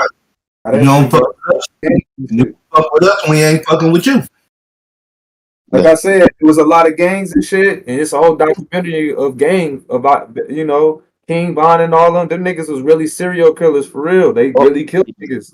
They was really Since BMF, I don't know what type of gangs been out here in Detroit, but it ain't like it just ain't unsafe like that. Like you good. You can go downtown, nigga. You can go to Coney Island and be good. Like you might see some niggas arguing or something like that. You know, unless you see some shit, get the fuck away from it. But it ain't like that, bro. Like, it's really straight. Yeah. And then also the like after you're dead type stuff of like disrespect to people on the disrespect on the dead. That's a whole different thing. I don't, you know. I don't condone that. I feel like it's niggas that really get into shit, like that really get into shit. Yeah. Yep. You guys still doing features too? Like, will you do features with people they reach out to you? You say features? Yeah. I mean, yeah. Are you saying features? Hold on. Are you saying features separately or as DUK? Both. Both. Both. Yeah. I'm features. I got some features. Same here. Yeah. I mean, you know, they just got to hit you up though. I mean, like, is there like, like, they what would you say? Shit. They gotta be on some genuine shit. You know what I'm saying? And if I fuck with you, I'm gonna do it. Yeah. You know? That's really all it takes. If you genuinely want to do it, let's get it. You know what I'm saying? Like you said, and I fuck with you, and you genuinely want to make the record or whatever. Absolutely. Yeah. Some people just want to hear me say yes, though. I just be like, yeah, and then they go missing. They don't even hit me up for the feature. I swear. It's funny. Yeah, they got to come through with like send you something. I'll do it. Nigga might hit me up 2 years later, like, yeah, remember that feature I wanted to do? Yeah, that does happen. Yeah. That happened in the industry for real. Yeah, that's what I was gonna say. I think that shit happened. It'd be years people were supposed to work together and finally make it happen. That's like this one cat I ran into in Denver. He had asked me for a verse like a year ago. I charged him for him. He gave me half the money. So he see me in Denver hallucinate. What's up with that verse? I say, hey, what's up with the half of that deposit? Oh, okay. So you was a money thing. I mean, he gave me half the money. The verse was recorded. And I told him the other half. He would get, you know what I'm saying? He would and you laid the verse down already too? Mm-hmm. Oh, yeah, he had to come off to that. Yeah, you got to come about it. Yeah, we talked about it. It's like, you know what I'm saying? That's what we agreed. Yep. And you got the verse. Where my money? Right. So he ended up selling it out what it was. He sold so much money. He made so much money off of merch in Denver. And he was like, hey, hallucinate. I want that verse. I'm like, break me off. And we good. Other than that, I ain't no problem with him. You know what I'm saying? But my thing is, You contacted me for a verse. We agreed on the price. You gave me half down. I told you would get the rest, and you would get the verse when I get the rest of the money, and it was laid down. And he can't say I didn't lay it down because I called him and let him hear it. Hey, I got like 9 more minutes. I think my pop's gonna be able to get in. Let me see. Is that what he's saying? I'm getting messages, but I'm on my phone. So I guess he said he can't. And he said the album come. He said let y'all know the album coming next year. You know what I'm saying? Oh, we do got the next video, no dates with Trap Lord Q. You know what I'm saying? That's coming out as far as yeah, that is coming out. That's me. Yeah, we getting that together now. Yeah. Yep. So that's gonna be pretty cool for him. It's just gonna be him. It's not gonna be us in it, but we gonna be in the video. You know what I'm saying? So just for him to get his shit off, you know, he kind of incarcerated right now. So you know, free Trap Lord Q. But yeah, Free man, Trap Lord Q. That's gonna be the next one coming out. So yeah, it should be cool. That's what's up. Yeah. Yep. Edited by myself and also the dude who his name Mino. Yeah, it's Mino. Yeah, Mino Who edited did the stretch joint? Yeah. Oh, me. Okay. Yep. So come out straight. Yeah, the beat by Dorian and his. So that's your cousin or your uncle? Yeah, it's my cousin. His cousin. Yeah, we do. He make it everything. So it's a whole work group thing for Yeah, Trap it's a collage. Yeah, that's what's up. Yeah. No, it's good to hear that you guys like also got like the stretch joint coming out too. You know, that's it. I'm still disappointed about the situation, but I will say the song is dope. You know what I'm saying? But I'm just like, damn, man. I wish he didn't do that and got into it with that nigga because I'm a fan of both of them. You know, and that shit looking sloppy on one end. I ain't changed, but like it's just not looking good, bro. Like nigga just gotta do better, bro. You know what I'm saying? That's what I'm saying. I could relate as well. I was gonna say is, man, I feel you on that. Where you just you don't want to be in the middle of that. You know, like people yeah, that's just what it is. Let them duke it out or let them figure it out. I'm not worried about us. It's really just I'm a fan of Peasy. I don't want niggas looking at us like we with this nigga. Like nigga, we did this shit before y'all niggas even got into it. They don't know that, but I mean, I'm sure we can easily explain it. It's just like damn, like it's just kind of leaving a bad taste in my mouth right now. Like damn, we done did all this shit. Now he done got to beat. You know what I'm saying? Mm-hmm. Like shit. And then all of a sudden they talking about. I don't know, fuck somebody that's well known, and that person that's well known retaliate. Nah, they know it's a beef, and it's like, damn, why you do that? Like, shit, I'm a fan of nigga. Like, why would you do that? You know what I'm saying? That could have been. I suspect this won't be our last experience like that. You know what I'm saying? We're gonna work with people, and they're gonna get into shit after. Like, so I feel like that's just part of the game. Yeah. I would say I had a sharp eye on Stretch, man. I'm not to be negative or nothing, but he always seemed like a dude that wasn't, he just on edge. You know what I'm saying? So I'm not surprised, but I am because I thought he wasn't on that time. But it's kind of a little pattern here. But like I said, hopefully they could just like bypass that shit because it's not look. It's just not a good look. You know what I'm saying? That's it. Like it's not a good look, bro. No, it's definitely this. It's not a good look. It's not a good look for us. It's not a good look for the city because brother, that's what I mean when I say us. I mean by the city. I don't think don't nobody know us. Detroit, not a good look. People stretch. Detroit. You know what I'm saying that ain't a good look for me and him. That's gonna tarnish us. If anything, if we didn't come correct and be like, fuck people. No, fuck we ain't none of that shit. We with the music, bro. Like it's for the music. Like that's it. We ain't got nothing to do with that shit. It's just not a good look on his end. You know what I'm saying? It ain't a good look. Because that's how I can see it. Is like that's the last image you want the rest of the world to see. Like, okay.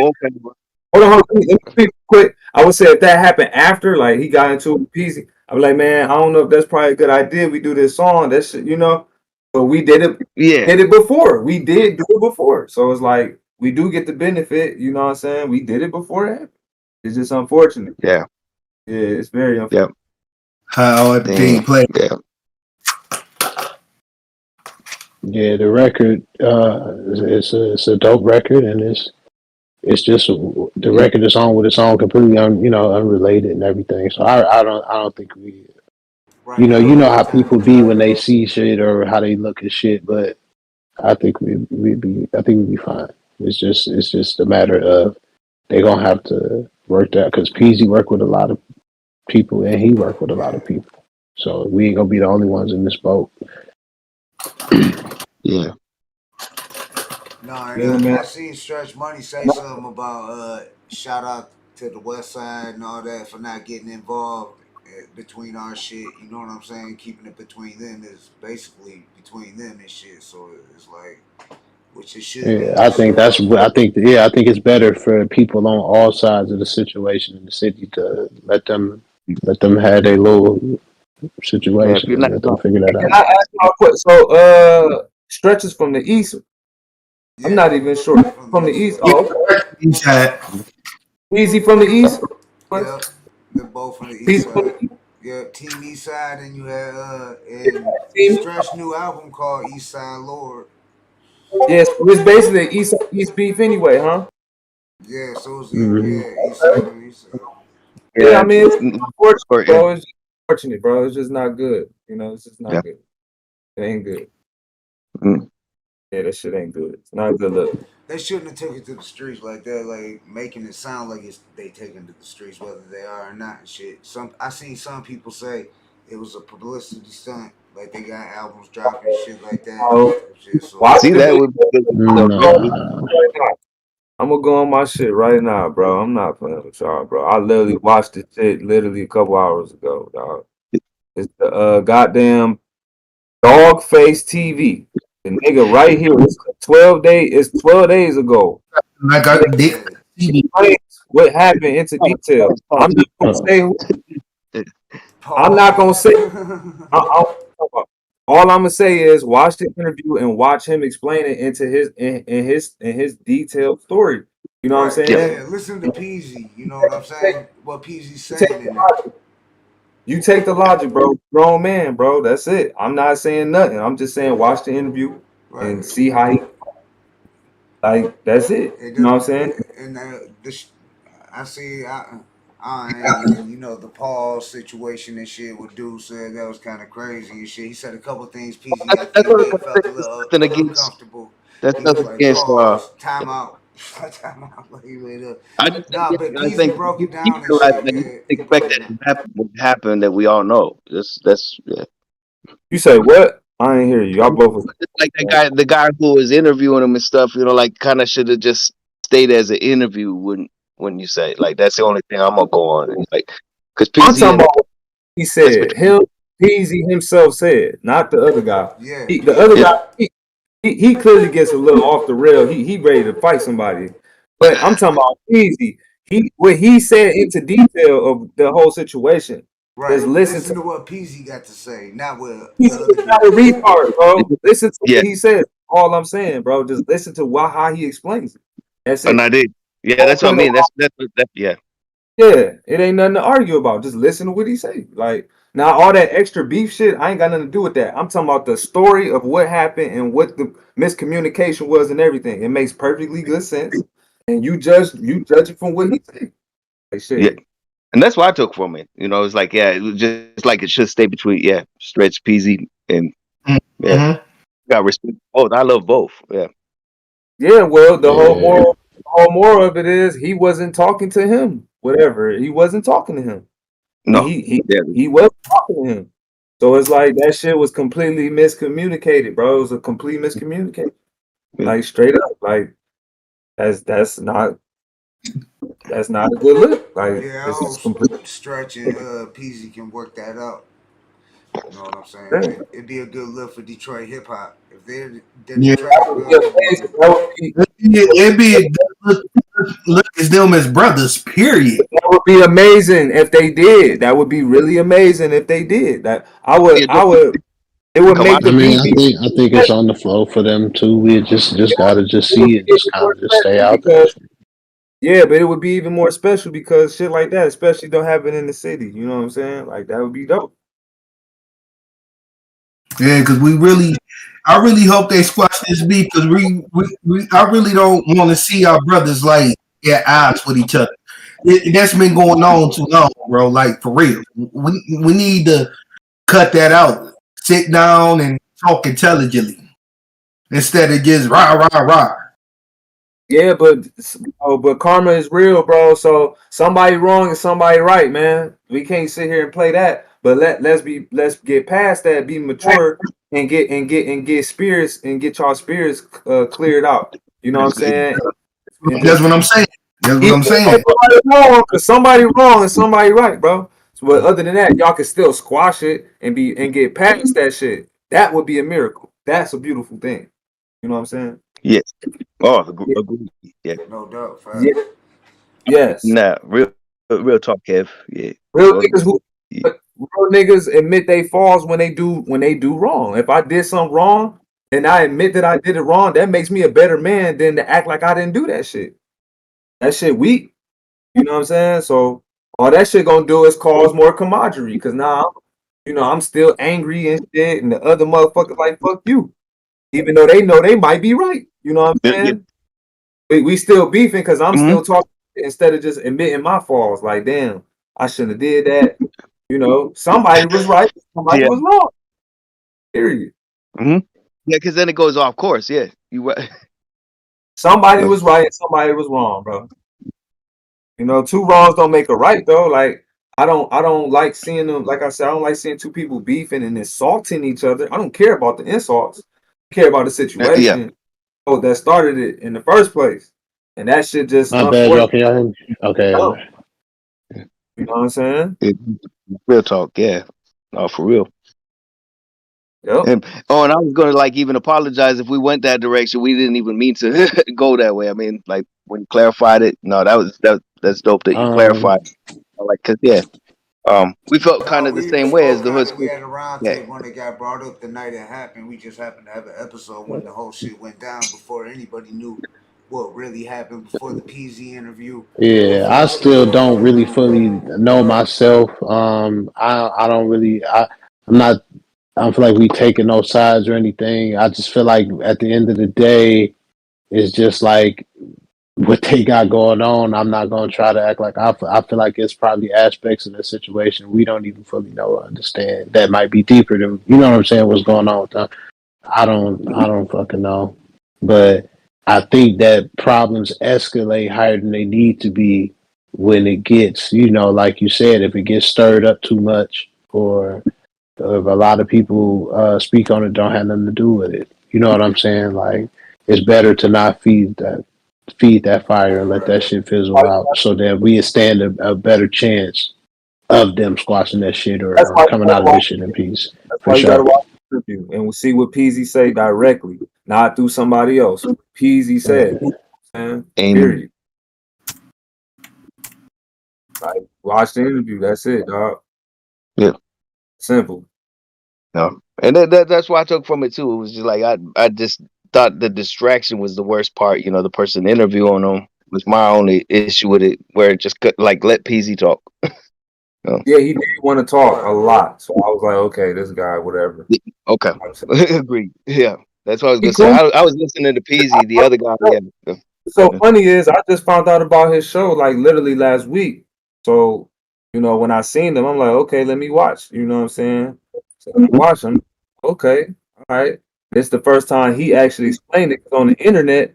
That's what it was really confusing. It's like, man, I don't know what the fuck going on. You know what I'm saying? It's crazy. Now he actually explained, oh, that's what he meant for what he said. You didn't talk to me. You know what I'm saying? But then it's like shit. At this point now, it's like wherever right or wrong, like I said, I'm not choosing the fucking side, but niggas just need to get squash that shit and get past that shit and I don't know if they're gonna probably do a song at this point because I'm pretty sure they talking shit to each other on music already. Like, you know what I'm saying? I just hope that Yeah. we can pass that shit because it's just not it's not fair for niggas like us who just did music with niggas. You know what I'm saying? Like it's not good. You know what I'm Yeah. saying? Yeah. Not good. No, I work with you guys because I like what you guys do. Like everything I've heard that's been sent to me. You know, like you guys, you know, for real.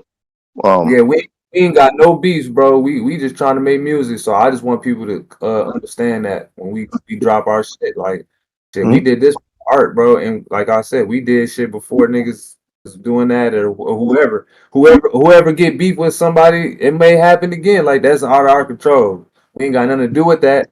But I'm going to speak on it like a real person and be not dumb, completely conscious and say how I feel about it. Like, but I ain't we ain't choosing no sides. And none of that. We just wish that niggas could just be cool and admit who was wrong, who's right. You know what I'm saying? Good talk. That's it. With Yeah, that shit.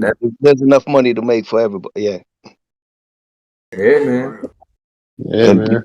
and to live another day. Stop hating. Stop hating. Damn this shit. If Yeah. everybody just would be cool, but it's hip hop competition. Cause some people ain't built for that. You gotta have thick skin. You know what I'm saying? Cause you're gonna get insulted if you're a battle rapper. You gotta have thick skin. Shit like that. If you Yeah, got bro. this stuff. With that being said though, shit, niggas just you gotta just stay positive and shit like that. Like it's probably hard to do. I don't know. Like if you do that shit it always works out. You gotta just be positive. I feel like all the street rappers right now is being positive. They not, necessarily getting into fights or like Sada Baby, T Grizzly and all them cool because I feel like Skilla Baby has everything to do with that. Like, but my whole point is they got cool again. Like everybody cool. Everybody overall cool right now. The only thing that went sideways with that was that shit, that PZ and Stretch shit. Like other than that, it ain't really been no beefs necessarily. You know what I'm saying? Like yeah, I seen like all them niggas cool. Like that shit dope. That shit dope to see. Shit. Yeah, it was crazy to us too because I mean, you know, we heard about it, caught it through the grapevine. Just watch. We didn't want to address it though. Yeah, Yeah, that's stayed out. Detroit.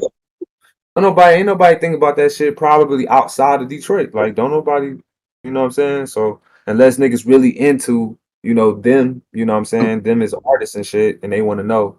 Like I would know, like I would be into, King Von, whoever, like same shit. So other Yeah, than that, it's really some Detroit shit going on, but other than that, I ain't seen no bad things going on. It's like a lot of niggas getting money.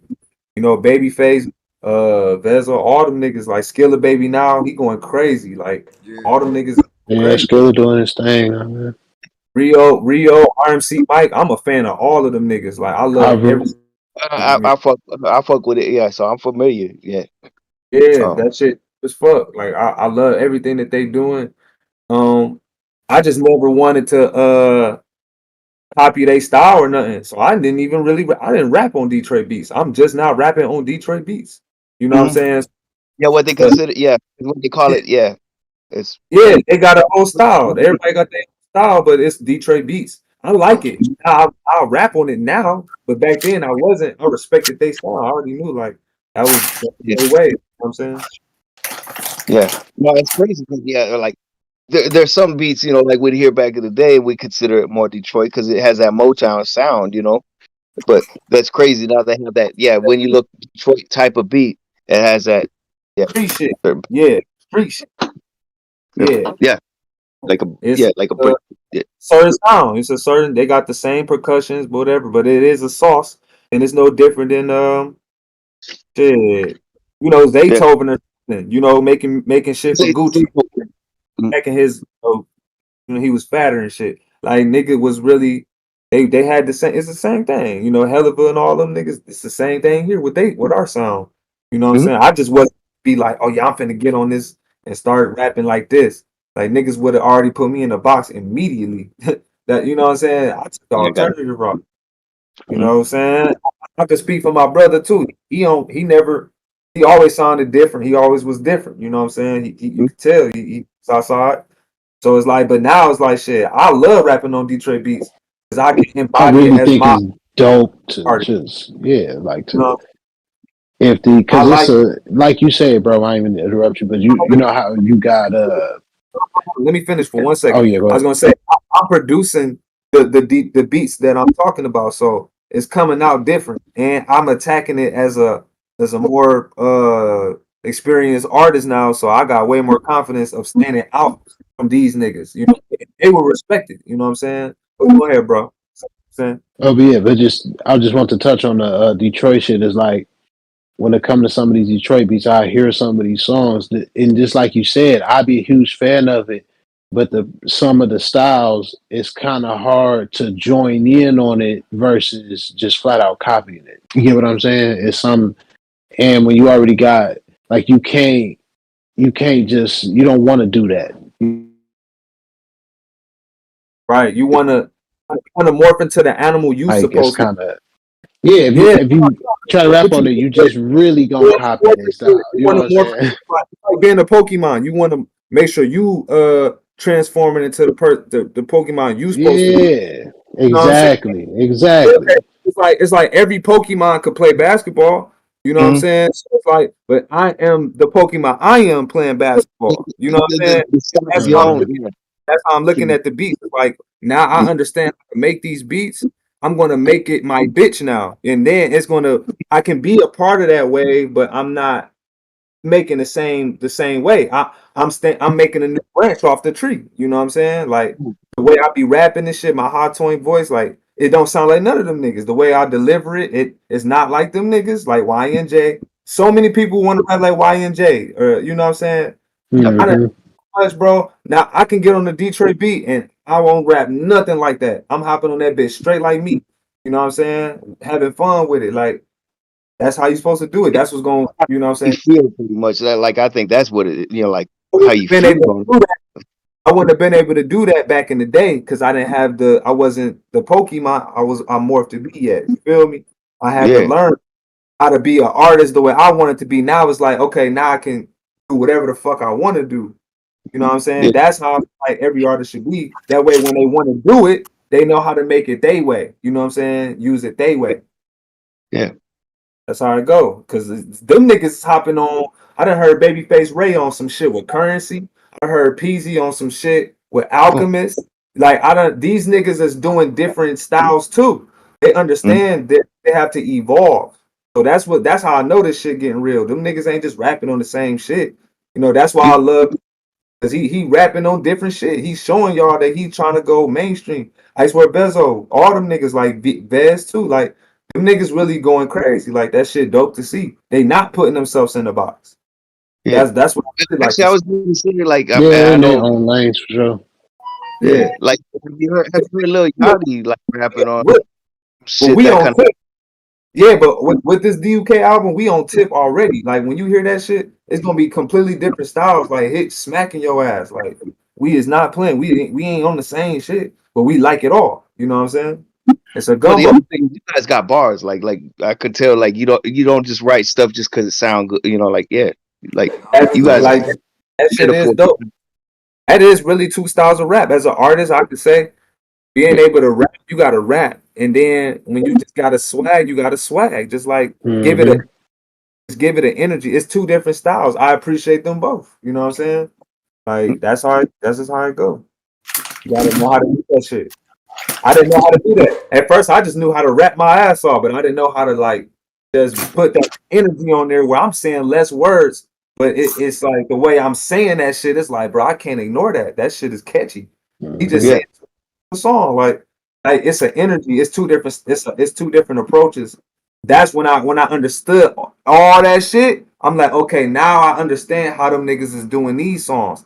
I want to Mm. do. I been want to do it. I just didn't want to sound like them. I got my own sound. I just put it on that shit, Mm. and boom.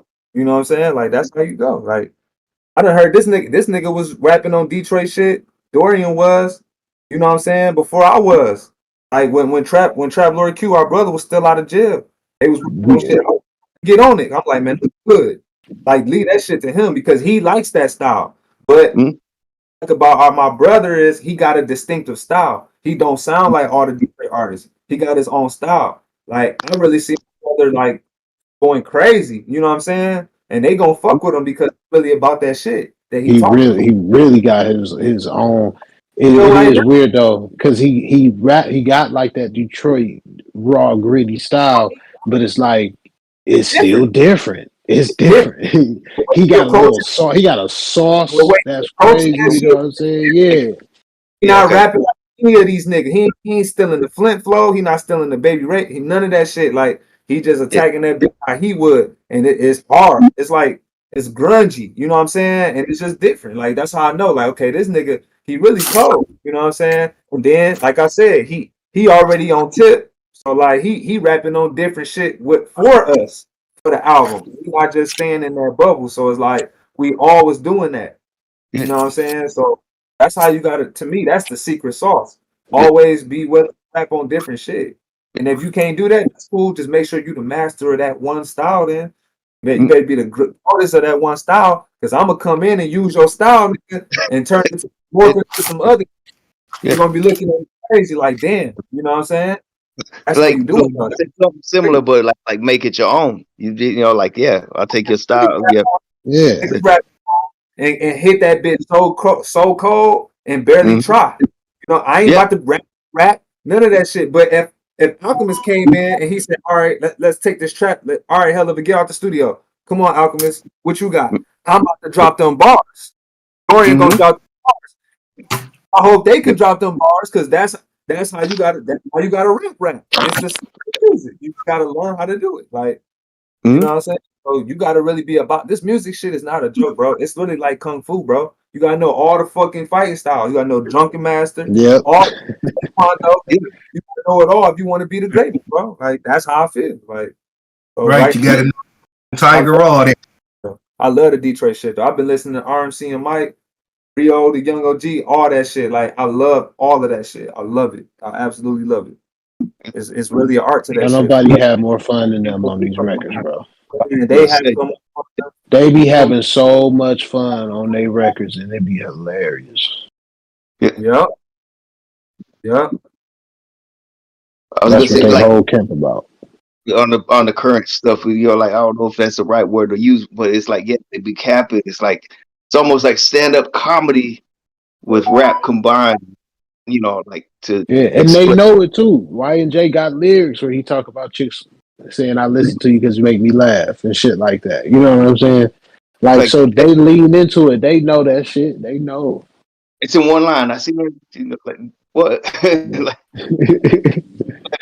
Going viral with the TikToks and shit. Then how the fuck you pull up to the party with no perks? You know what I'm saying? Like that's why like, I don't do the, you know, I'm sure Dorian and me, we don't really do the perks and all that, but like it's the way he approached that song. It was kind of like, okay, when I heard that shit, I'm like, damn, this shit is sweet. It's a drug addict song, but like it's sweet. You know what I'm saying? It's like they saucing on that bitch, and it's hilarious.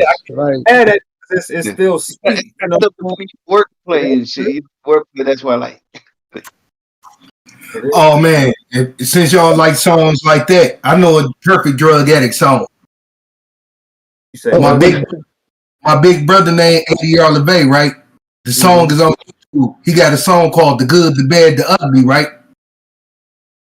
And on the song, on the chorus, he say, "I stay fucked up 7 days of the week. The good, the bad, the ugly.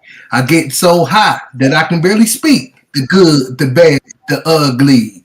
So damn high, I can feel the world spin. Good, the bad, the ugly. Marijuana, cocaine, and heroin. The good, the bad, the ugly." That's what's up. And he be going in. The first verse, he talking about smoking weed. Next verse, he talking about doing coke. Then the last verse, he talking about doing heroin. In a pill bottle with a quarter and a dime. Half a grap of powder, cut for hell of time.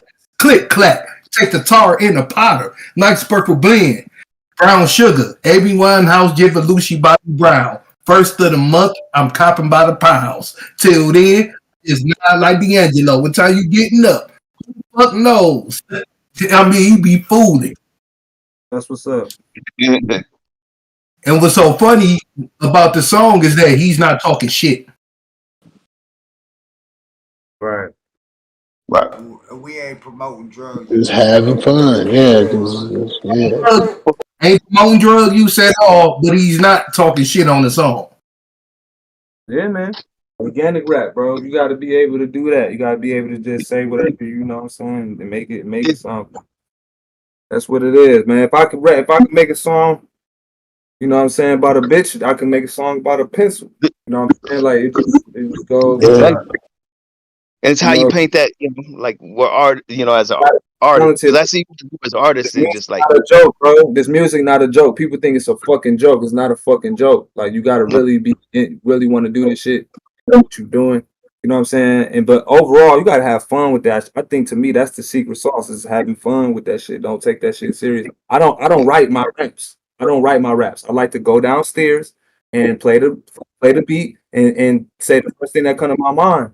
You know what I'm saying? To me, that's no different than Da Vinci, or we got the paint and he just like splattering, or Michael, or you know what I'm saying? Just like a painter really just wanted, like, you gotta express yourself, bro. Like you gotta fly. You know what I'm saying? I feel like to me as an artist, to me that's my fly. Like I get on the mic, I don't want to write. I don't want to think about that shit because I'm not gonna say the shit that I would have wrote down. That's me though. That's where I work to. You know what I'm saying? And that's just that to me, that's how I know this music shit not a game, bro. It's like really having the power, bro. It's a responsibility, bro. If you're gonna do it, you gotta do it. Yeah, your words gotta mean something, man. Whether it's to you or something, they can't just be whatever the fuck. Yeah. No frequencies, no words. You gotta say shit from here, bro. Whatever it is, it can be funny as fuck, it could be serious, whatever. Make sure that shit right. That shit. Now, would you say like it's like selling your personality, really, like putting it more you in there. That nigga can never. Oh, he sound like him. Nah, nigga, I walked in front of the mic like I'm talking right now. Like no one sounds like me. And then I be doing the shit I do, so you definitely can't sound like me. I know. Sometimes I be scared if I sound too. Like I be sounding like, damn, am I too noticeable? You know what I'm saying? Like, is this scratching people's ears? I don't give a fuck. Like Danny Brown doing it. He used his voice like that when he rapped, and that shit worked out for him. You know, so it's like I noticed that a lot of rappers don't do that shit. If it, I figure if it's you, it's you. If you conscious of it, you conscious of it. I got a deep voice, but like my voice could go high, so it's like I like to use that voice because that voice capture people's attention and capture my attention. Shit. But then sometimes I can on that bitch and rap just like this. You know what I'm saying? That's the monotone. Rappers gotta learn how to use they octaves. A lot of rappers do sounding like, you know what I'm saying? They don't really. It can work though, but that's me as an artist. You gotta use every aspect. So like, you gotta really, it's still not a game, bro. I mean, I've noticed years of just like people to like from when they sound so much, the way they talk, and it's like their voice and stuff, Yeah, from like so many niggas, bro. Like, you think, man, that nigga, bro, like all that, like you can't take their energy and how they approach the mic. That's them. That's who they is. That's what made them who they is. You know what I'm saying? Yeah. Like it's from Jay-Z. Like for example, or something like that. They all got their approach. How they that's how they act outside. Jay-Z a smooth nigga, how he rap. DMX is a rowdy rod nigga, how he was in person. Like, you know what I'm saying? Yeah, like him and Old Dirty Bears both. What? Him and ODB both. Oh yeah, especially man. Yeah. Y'all know my solo shit, the new clean back. So I have the most respect for ODB, bro. There can never be another one, bro. Like that's another person. ODB, no, but you like doing a lot of like like what you've been doing with it. You say what? His birthday just passed. Yeah. Oh, I've been seeing a bunch of pictures of him all over the place. My birthday 20. Somebody else said something. Oh yeah. What I was saying is like what I've noticed, like what you've been flipping with the style. I can see what you've been doing with like the experimentation, which like that's dope, man. Like for real. Well, like when you were saying about experiment, that Yeah, because the DUK album got more. I would say like you know what I'm saying, like probably like a more monotone approach from me. But then you might get a couple octaves where I get higher, where it's like, wait, is this the same artist? You know what I'm saying? So that's one thing I could probably say, but I think it's dope, to show like the progression as an artist because I didn't think about that. Like when I hear myself, like, oh shit, I could rap like this too. You know what I'm saying? Because I noticed I was doing it with my ad libs. I'm like, well, what if I just rap like that as I do the ad libs? And Nice. that's what That's what I was gonna say about your style that I've noticed because I've Yeah, I've I've heard been you. peeping that. I've been peeping that lately too. How you've been fucking with that with some of your shit. it fucks your head up. So when you see my music, I don't know how people perceive me when they hear that voice. You know what I'm saying? But like shit, that's the shit that gonna make me stand out versus my voice now. I can make a bitch fall asleep because I got such a deep voice. It's like, you know, it depends on the type of record that I wanna use. And I'll be like, I'm not gonna do that voice with it. I'm gonna do the monotone voice with this. You know what I'm saying? Hmm? I'm really giving it sauce for real, man. I need to stop talking. So Ah. yeah, Don't for give away. real. Yeah, don't give away the recipe. Yeah, can't give away the recipe. Right? That's how I go though, man. Like this shit ain't no joke, bro. I mean, Dave East, y'all know Dave East, right? So it's like, Yeah, Yeah, maybe. Yeah, okay, maybe. so J. Cole, he said J. Cole told him that your voice, nigga, you rap the same. Like if you listen to Dave East music, it's kind of like a Jadakiss. He raps not Yeah. it's not denoting the style, but y'all do rap the same. You never heard Scream on a record. You never heard Dave East like you Yeah. got a good Oh, voice, bro. because I was gonna kind of say like Fabulous kind of does that to me sometimes. Be like, oh, but Never never heard him like okay, I have heard Fabulous get in a high tone where he's like, you know, but I ain't never heard like niggas do certain things on records because that's not who they are. yeah. Fab do kind of It's the he change. don't switch it up too much. His flow change a lot though. Like Fab got a Hey, versatile flow. His tone don't really change all that much, but his flow kind of like Fab got a crazy pen. To me, he's marked as one of the great underrated artists. To me, Fab for sure. Yeah, but his pocket, I like his like we talk about pockets. That's a whole nother topic. Yeah, that's what I mean. Like it's his tone. Like yeah, like it's his flow that kind of makes I up for the like fact that his Fabulous tone don't pockets. change. I fuck with Fab. Hear me out. I'm talking about pockets. So this ain't got nothing to do with the tone. Pockets is like you know how you approach the record. You know, like you know what I'm saying. Like I like his pocket. Like, you know, hop on that bitch. You know what I'm saying. Or like how yeah, you know, like Jeezy or Gucci Man. Like you know what I'm saying. Some of them niggas they fat pocket. Where it's like they hop on that bitch. Let that beat ride and come back in. It depends on your pockets too. You know what I'm Yeah, saying. All that type of shit, like Jadakiss and Fabulous and all them, like I love they music. It's just you notice like artists don't do certain shit. I know how to use your weapons, bro. So use your weapons you got. You know what I'm saying? You gotta use it. Gotta fucking use it, bro. Shit, Kanye. I know what your strengths are, man. Lean into them. Yeah, bro, all that shit, bro. Like even Young Thug, I done heard Young Thug. Swiss Beats dropped the album maybe 2 years ago, bro. He got Young Thug on that motherfucker with like all them niggas, and Young Thug is not using auto tune. He come on that bitch with the note, with the monotone. I almost didn't recognize it was Young Thug. I'm like, that's hard. He probably asked to do that. Like, can you rap on it like this? Like, don't do that radio shit, because that's the approach that works for the radio probably. When he gets where he uses the auto tune. You know, it just resonates to people more. You know what I'm saying? Like, what you doing, bro? You gotta know what you're doing. Right. Okay. Cause Thug, you know, like when he first got on the scene, he's rapping just like Wayne, like to where you couldn't even tell them apart because he was a fan of, he was inspired by Wayne. But eventually, Young Thug found his own sauce, and now his shit is so distinctive and unique now to where it's undeniable. I personally never heard the Wayne, but a lot of people did say that for some reason, bro. Like they all thought I didn't until I went back and listened to it. Like when I first got up on Young Thug, he was already his own. He already had his own flavor, so I had never heard that either.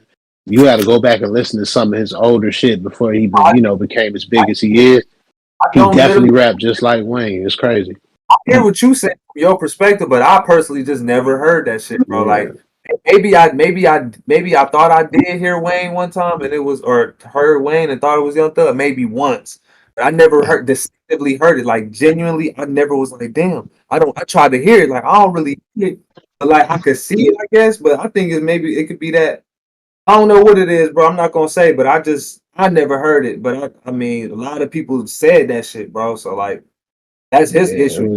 that was just his first couple Yeah. joints. That's what he was doing. But for a long time now, he been his own little, doing his own little sauce. He young thug straight through and through now. You know what I'm saying? I don't know if this is considered him sound like Lil Wayne, but I love the I don't know, something about he got this one with Birdman, man. That shit go crazy, bro. Two Midgets, I think it's called Two Midgets or some shit. So, yeah, man, that was around the time probably Young Thug and Lil Wayne was definitely not cool or whatever. So two B's. Oh, Danny Glover. Yeah, that was the one. Nice. Like I guess that was Right. around 4 years ago. That was around the time I guess they were saying he sounded like Lil Wayne to me. But I kind of didn't hear it, like I said, but like I just always thought it was dope. Like that nigga was always dope. I ain't never knocked that nigga. But Yeah. Lil Wayne ain't like that nigga. I don't know. That's between them. Again, another beef that I have no idea, have nothing, you know what I'm saying? But Yeah, no, I feel you on that. I think that shit got serious though. Like niggas trying to kill each other and shit. So but clearly we know where Young Thug is now. God bless us to him. You know what I'm saying? So, it's what it is. Yeah, that shit fucked up. I mean, do I you know, feel buddy. like he's kind of developing his voice a little bit? Maybe he started out a little bit like maybe. Yeah, it was just like a delivery thing on some of his records, just a particular pockets he would tap in. That was some stuff that Wayne did that was very distinctive. But it was like, but that was it though, and he admitted it. He talked about it in interviews. Like that was really old,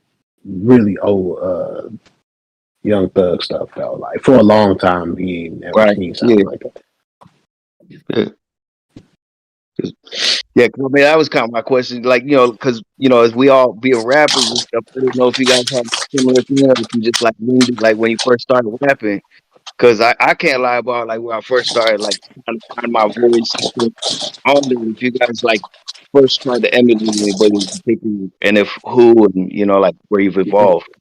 Subconsciously, I feel like every artist is, even if you don't know it, you inspired to replicate things you've heard already. You know what I'm saying? No ideas new under the sun. You know what I'm saying? It's not what you do, how it's done type shit, right? But what was your? I mean, interrupt. What was the question? It was like, well, I mean, just like what he said actually was more like to add to it, what you added to it of subconsciously. If there was a voice you tried to emulate when you first like started rapping, that you kind of like, I want to rap like, and I don't think we do it on purpose. It's just like someone, and we end up kind of sounding like them because was there anybody you emulated, or did you just kind of just wing it, just go with it when you started rapping? Just didn't hear the question. I feel like for me, it was Nas. I feel like that I just subconsciously just felt like it was certain pockets or deliveries I would tap into in Jay, just kind of them to where when I first really started laying tracks down, I was sounding a lot like them until I found my own flavor, because that's when I was first recording. I was real young, 16, 17 years old, you know what I'm saying? So, and I'm just like, that's just the engineer and stuff be saying, oh man, he kind of sound like Nas a little bit, you know what I'm saying? Shit like that. And I used to take it as a compliment back then, you know what I'm saying? But now as an artist, it's like, nah, I want to sound like me. You know what I'm saying?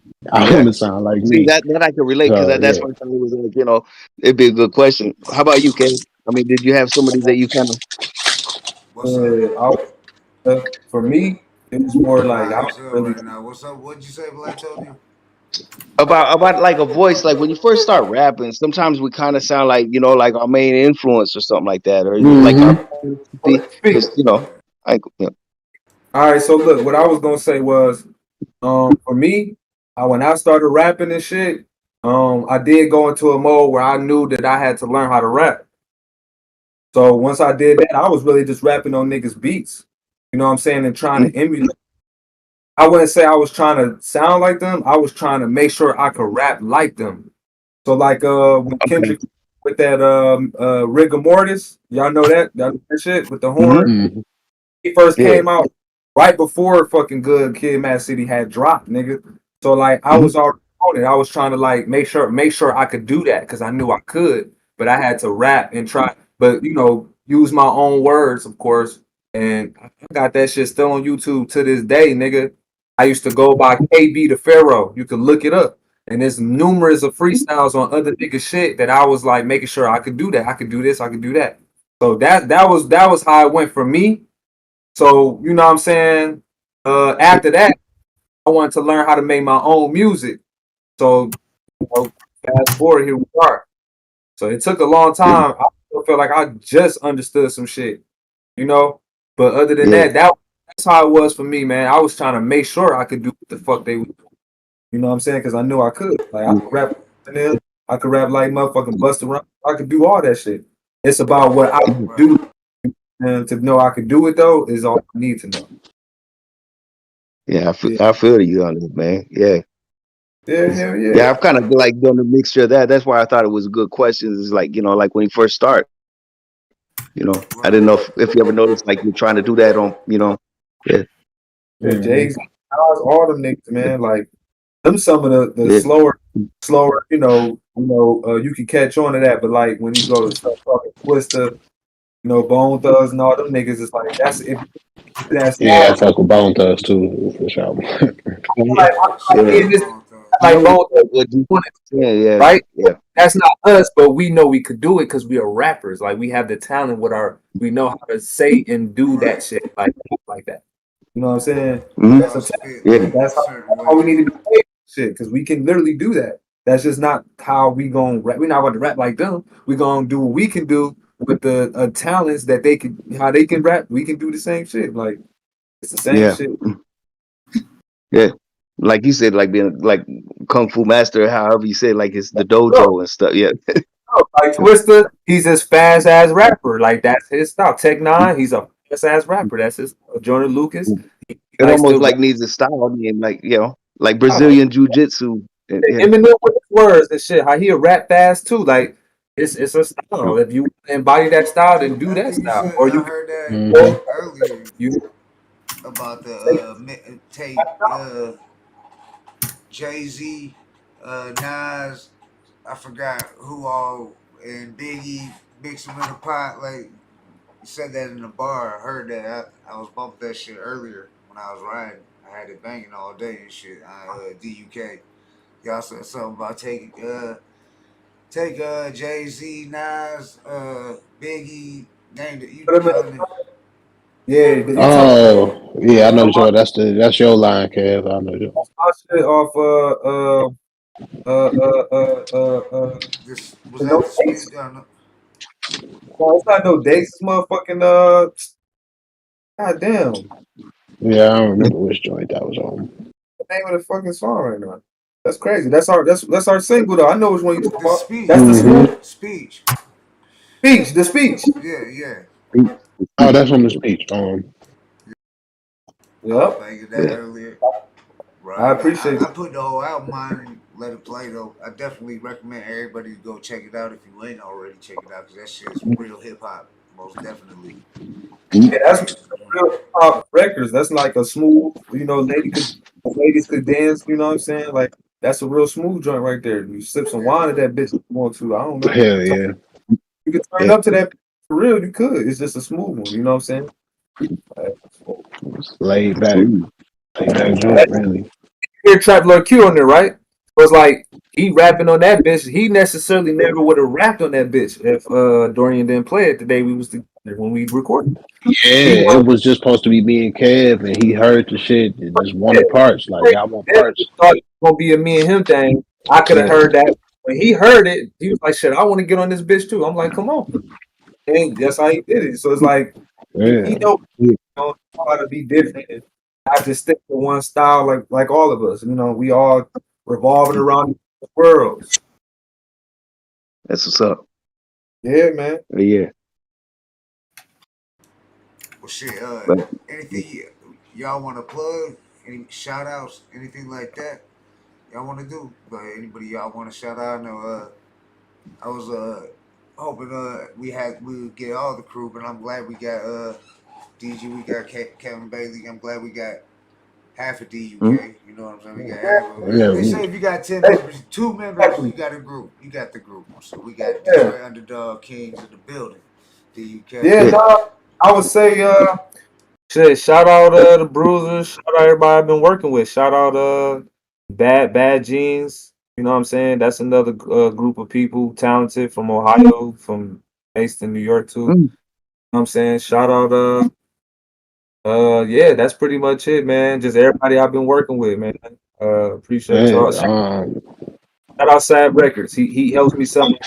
I love him. Man, shout out him. Shout out everybody. You know what I'm saying? That's down with DUK. Most importantly, because you know how we doing this shit. You know what I'm saying? We're trying to get by, get some opportunity as a unit. Oh, that's a shit dope. We appreciate all y'all. You know what I'm saying? Yeah, just much love to all the help, man. Shout out to y'all, man. Just different artists and shit I worked with, man. Shout out to Dio, shout out to GCast.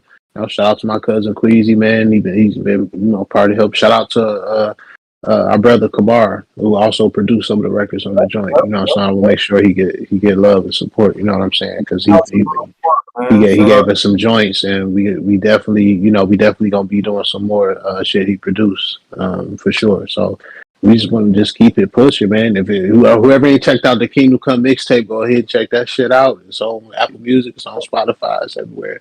You know what I'm saying? And you can reach out to us if you want to do a physical copy as well. We got it all. So and this shit is dope. This shit is dope too. Let's show you cop that. Love, man. Yeah, because I never want but I wanted to reach out to you guys, a bit more often. I wanted to see about possibly features personally, if it possibly, chop it up. Man. Yeah, we still ready, man. Whenever y'all ready, I ain't forgot about it. Yeah. Salute. Well, we got DUK in the building, y'all. We appreciate y'all coming on. It's always a good time. Thanks for having us, man. It's always a dope ass episode. And we glad to see y'all keep grinding and keep doing your thing, keep growing, and we gonna keep pushing y'all too and shit.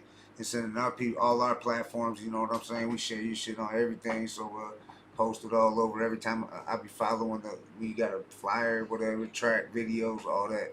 So we play it on the show, so it's all love, you know what I'm saying? Who couldn't make it, that's what I was gonna say, who couldn't make it tonight.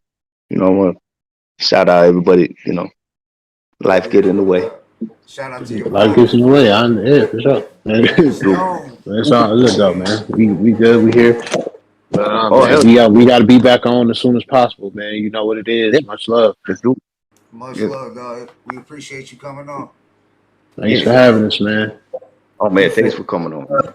But I'm gonna be hitting you guys up on the real. All right, for sure, man. Good show, man. Appreciate it, bro.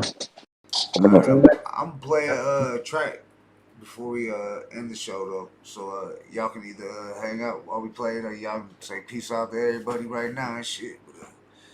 Yeah, man. You can run the track. I'll check it out. All right, I did, man. We played Kingdom Come, so which one? I had how about hold on, let me see which one. We was talking about it. We should play the speech. Speech. I was gonna say speech. Why not play? Yeah, let's get it on the Hood Smokers Podcast. DUK, check it out, y'all. Let me watch from the outside. It remind me of like Alien and shit. The Kings is out to clean houses. What we do is a pastime. That's why these niggas give you dirty looks when it's bath time. Recording this video for this song. Thought to be unbreakable, but shattered like glass now. I left all of my problems where they at in the past now. Only baggage I carry seem to come with a tag now. I really grew the way I was before, it's just trash now. Applied it to the letter since I'm better with math now. And spread it on the letter since the cheddar is craft now. It can only be better if I'm #1 draft now. I hope that you be still in shock and awe from that last round, cause I couldn't really think of no punch for that last line. The Kings around from the underground, we're speaking now. They don't know if they need to heat it down if we around. I peek around, it's a lot of smoke around, it's around. I see it now, everybody tweaking now, the speech is out. The Kings around from the underground, we're speaking now. They don't know if they need to heat it down if we around. I peek around, it's a lot of smoke around, it's around. around. I see it now, everybody tweaking now, the speech is out. The jig is up. The real is here. Man. The real is here. Yeah. I ain't even know my brothers. I was a child in the car, we was rhyming. Y'all my brothers from another mother. Ultimate stat, 100%. Cause it's running this shit. I feel the energy, I'm pushing the limit. Boy, I'm fresh as a peppermint, but I'm spicy as a pepper bit.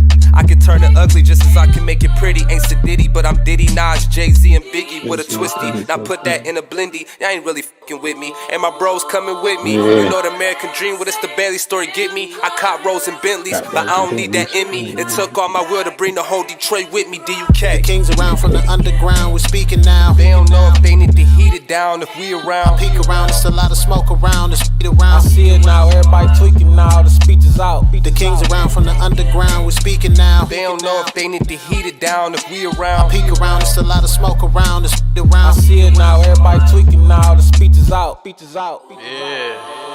I ain't want me back. I ain't want me back at all. They want me back at all. I'm still on board, yeah. Round around in the city, We trap Lil Q, got man. to watch how you move when you know to have them ones. Round around, shook his heel, yeah, I had a ton. I've been sitting on the throne way before I had a dub. On the streets a long time and I ain't never felt no love. Lost my feet a couple weeks, police, I tried to run from him. Still made it out that day, that was God. They say he like a cat, boy, he got 9 lives. Detroit Underdog Kings.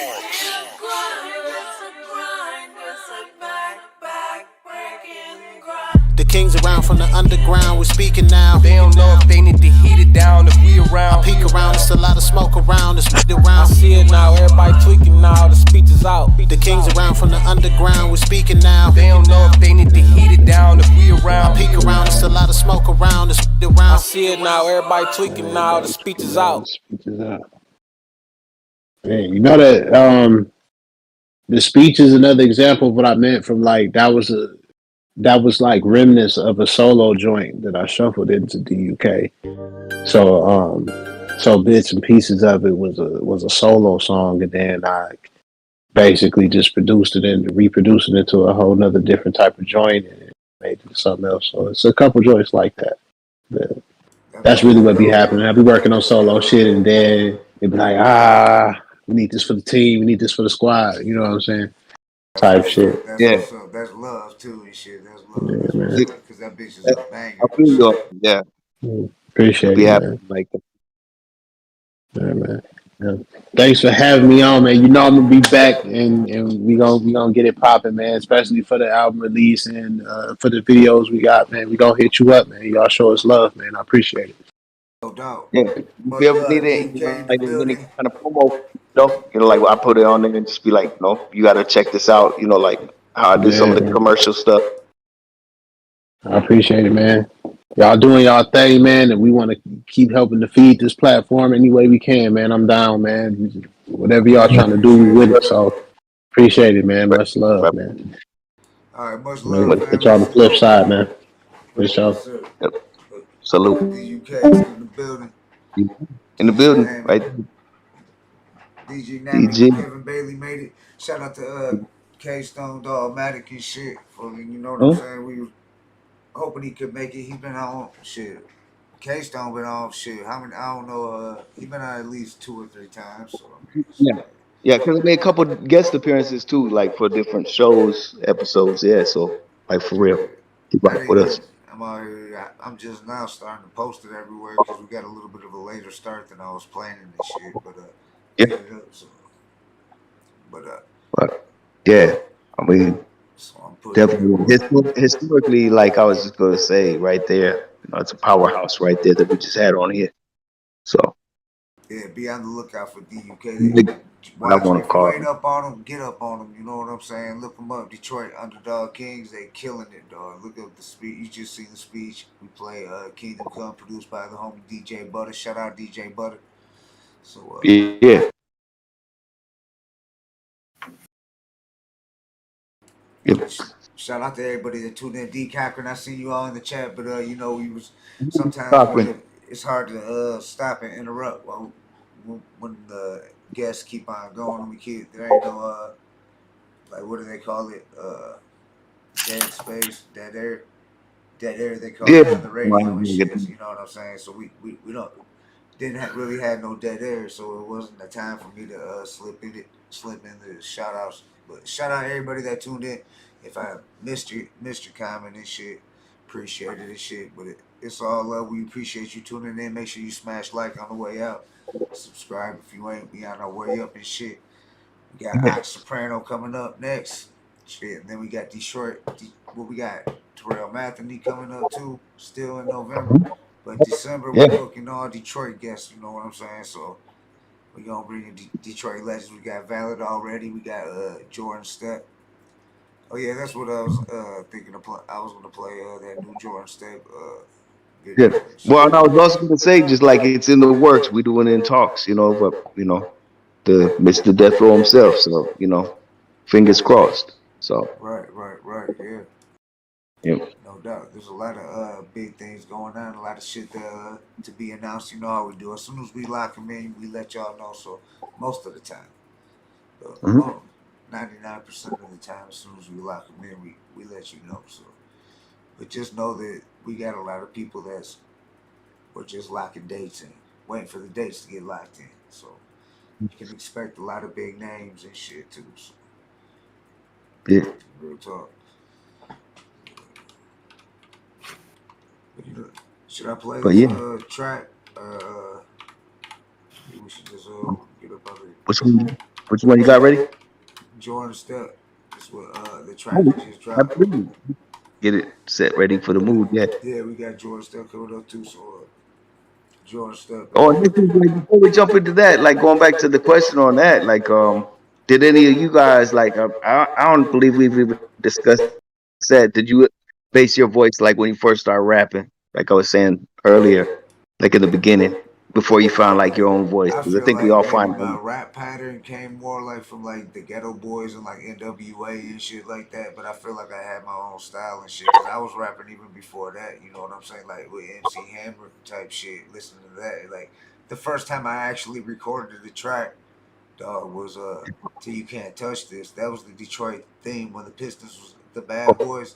It was "You Right. Can't Touch This" was banging everywhere in Detroit, and I had bought the cassette tape and the B side had the beat. I was young as hell.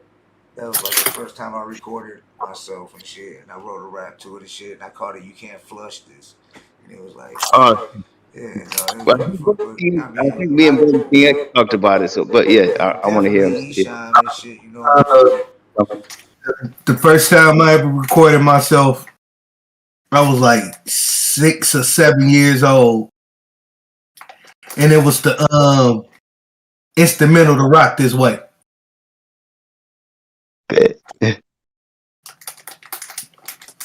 And I forget what I called it, but it was something that had to do with rocks because I was in a heavily drug area. So at that age, I knew about rocks. Right. Yeah. Well, shit. I remember that. Go ahead, brother Kigax. I didn't mean to cut you off. No, I can remember that. I can remember that too. I just blew like 7 of them roll-ups the whole show. Yeah. I mean, like we have multiple personalities, like that right there. That track, in particular, is kind of like where I think that's what I was trying to show is like all the voices I kind of went through a little bit. Like when I did that, Curtis Blow to DLC, yeah, being two like distinctive ones. But I mean, shit. The first time I went to a real studio, dog, was in '91 and shit, like a real studio, and with the Young Guns, and we did First to Live, Last to Die. Fucking, that was like, shit. I would say that's why I always say NWA and like Ghetto Boys rap a lot and shit like that. That style music, West Coast gangster rap, and like fucking Houston and shit. So it was like anything rap a lot back then. Like in '91 and shit, I was bumping that shit. Man, Rap A Lot was my label, bro. That's everything I seen that logo on, I bought.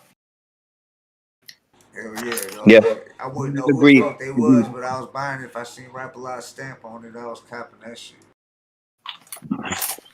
Makes a lot more sense. It was like when me and Brother King X talked about it, I said PDQ was always where I found the shit, and you told me about PDQ being might be from Detroit. Right. No, I mean it was a group from Detroit called PDQ, and then you say you was getting all your Detroit music from PDQ. Yeah, see, that's why I'm like, I'm pretty damn sure I want to do my research on that. Well, shit, I'm about ready to get out of here, dog. Eat some leftover turkey, fucking sandwiches and shit. You know what I'm saying? Cold turkey sandwiches and shit. I'm gonna smash on that bird. But shit, shout out to DUK again. Your Much dog love. face. I'm high as hell too and shit, dog. Fucking, but and I had a long day. I had to work today. I ain't had a day off and shit neither and shit. So I think we all work today and shit. So, but yeah, much love to everybody that tuned in. Make sure you hit like, subscribe, share it around. Thank you. We need all the shares we can get, all that shit. Show some love, and you can hit the cash app. And all that shit's in the comments below. You can fucking donate to the show because we're a non-profit. You know what I'm saying? If you want to sponsor, get at us and shit. You know what I'm saying? So we do this shit for the love, but we will accept the donation and shit. We ain't begging for shit though. That ain't happening. It ain't no pay to play neither. So don't think you can get up on here. You got a little bit of airtime, and I'll give you that if you're paying attention and shit. But it is what it is because the discussion came up. So I ain't even gonna mention his name anymore and shit. Well, I didn't say his name anyways, but yeah. Shout out to the homie Monte Cristo too and shit. You know what I'm saying? So make sure you check out his party and shit. I think it's this weekend, ain't it? The birthday party he's throwing. Well, I don't know when the birthday party going on, but today's his birthday, so happy birthday Oh to yeah, him, of today's his course. birthday. So happy birthday, Monte Cristo. Mm-hmm. I ain't been on social media like that. Like I said, I was working and shit. I'm trying to make sure we got this shit popping. So but another episode in the books. Shout out to Blatonio Todd. Shout out to Brother King X. Shout out to y'all out there. Much love, DUK and receive. She shouting everybody out and shit. So Christopher Jordan, I know tapped in, and whoever else tapped in, much love. Because I seen the reviewers, but only a couple people commented. It's like that sometimes. So they're just watching. Some people's just watching because they don't know what to expect. They don't know what we gonna do next. Yeah. Because we don't. Who's We gonna never pop know. on? Right. So stay tuned. Make sure you check out the People's Parody on Instagram. We got one episode up on the Hood Smokers podcast. We got another one coming. Tell the Fit Qualia live. The albino twin brother, tell the Khalid Quali that got a bottle thrown at him. I think L.A. And don't at me because the next time you at me, I'm gonna send a dick pic to your DMs. So don't at me. Oh 'Cause shit! I send you dick pics. I I don't know what that was you about, just but anyway. I see why you did the look. I see now. I hope y'all. He probably seen that too. He's probably watching right now too and shit. Damn. Hey, all love though. Yeah. No, I can't laugh at you. Come on. frog face. But yeah. Ugly. We don't fuck with snakes. Ain't no pay to play. You can. I mean, if you want, fuck it. 10 racks. Give us 10 racks. You come on the Hood Smokers podcast and talk it out. You know what I'm saying?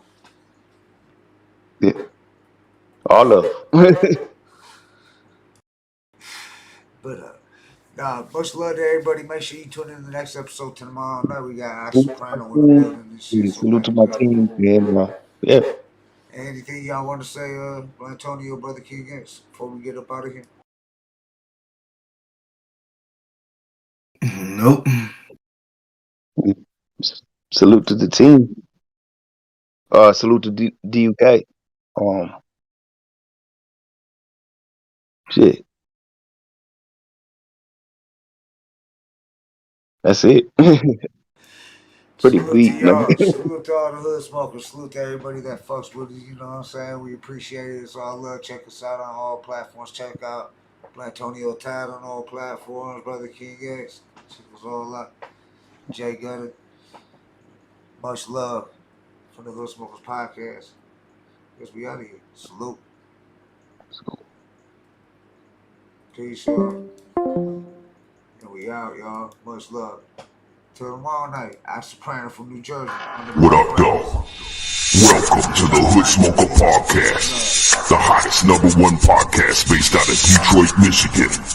And now, with your hosts, Jay Gutta, Brother King X, Blatonio Todd, and the rest of the Hood Smoker Squad. We don't do no Vlad stuff. We don't do no Adam stuff. We keep packing in the legends, respect them, and keep adding up. So pack a blunt or two, maybe grab a brew and a snack for you, and leave behind your attitude and get ready as we snap into the hood.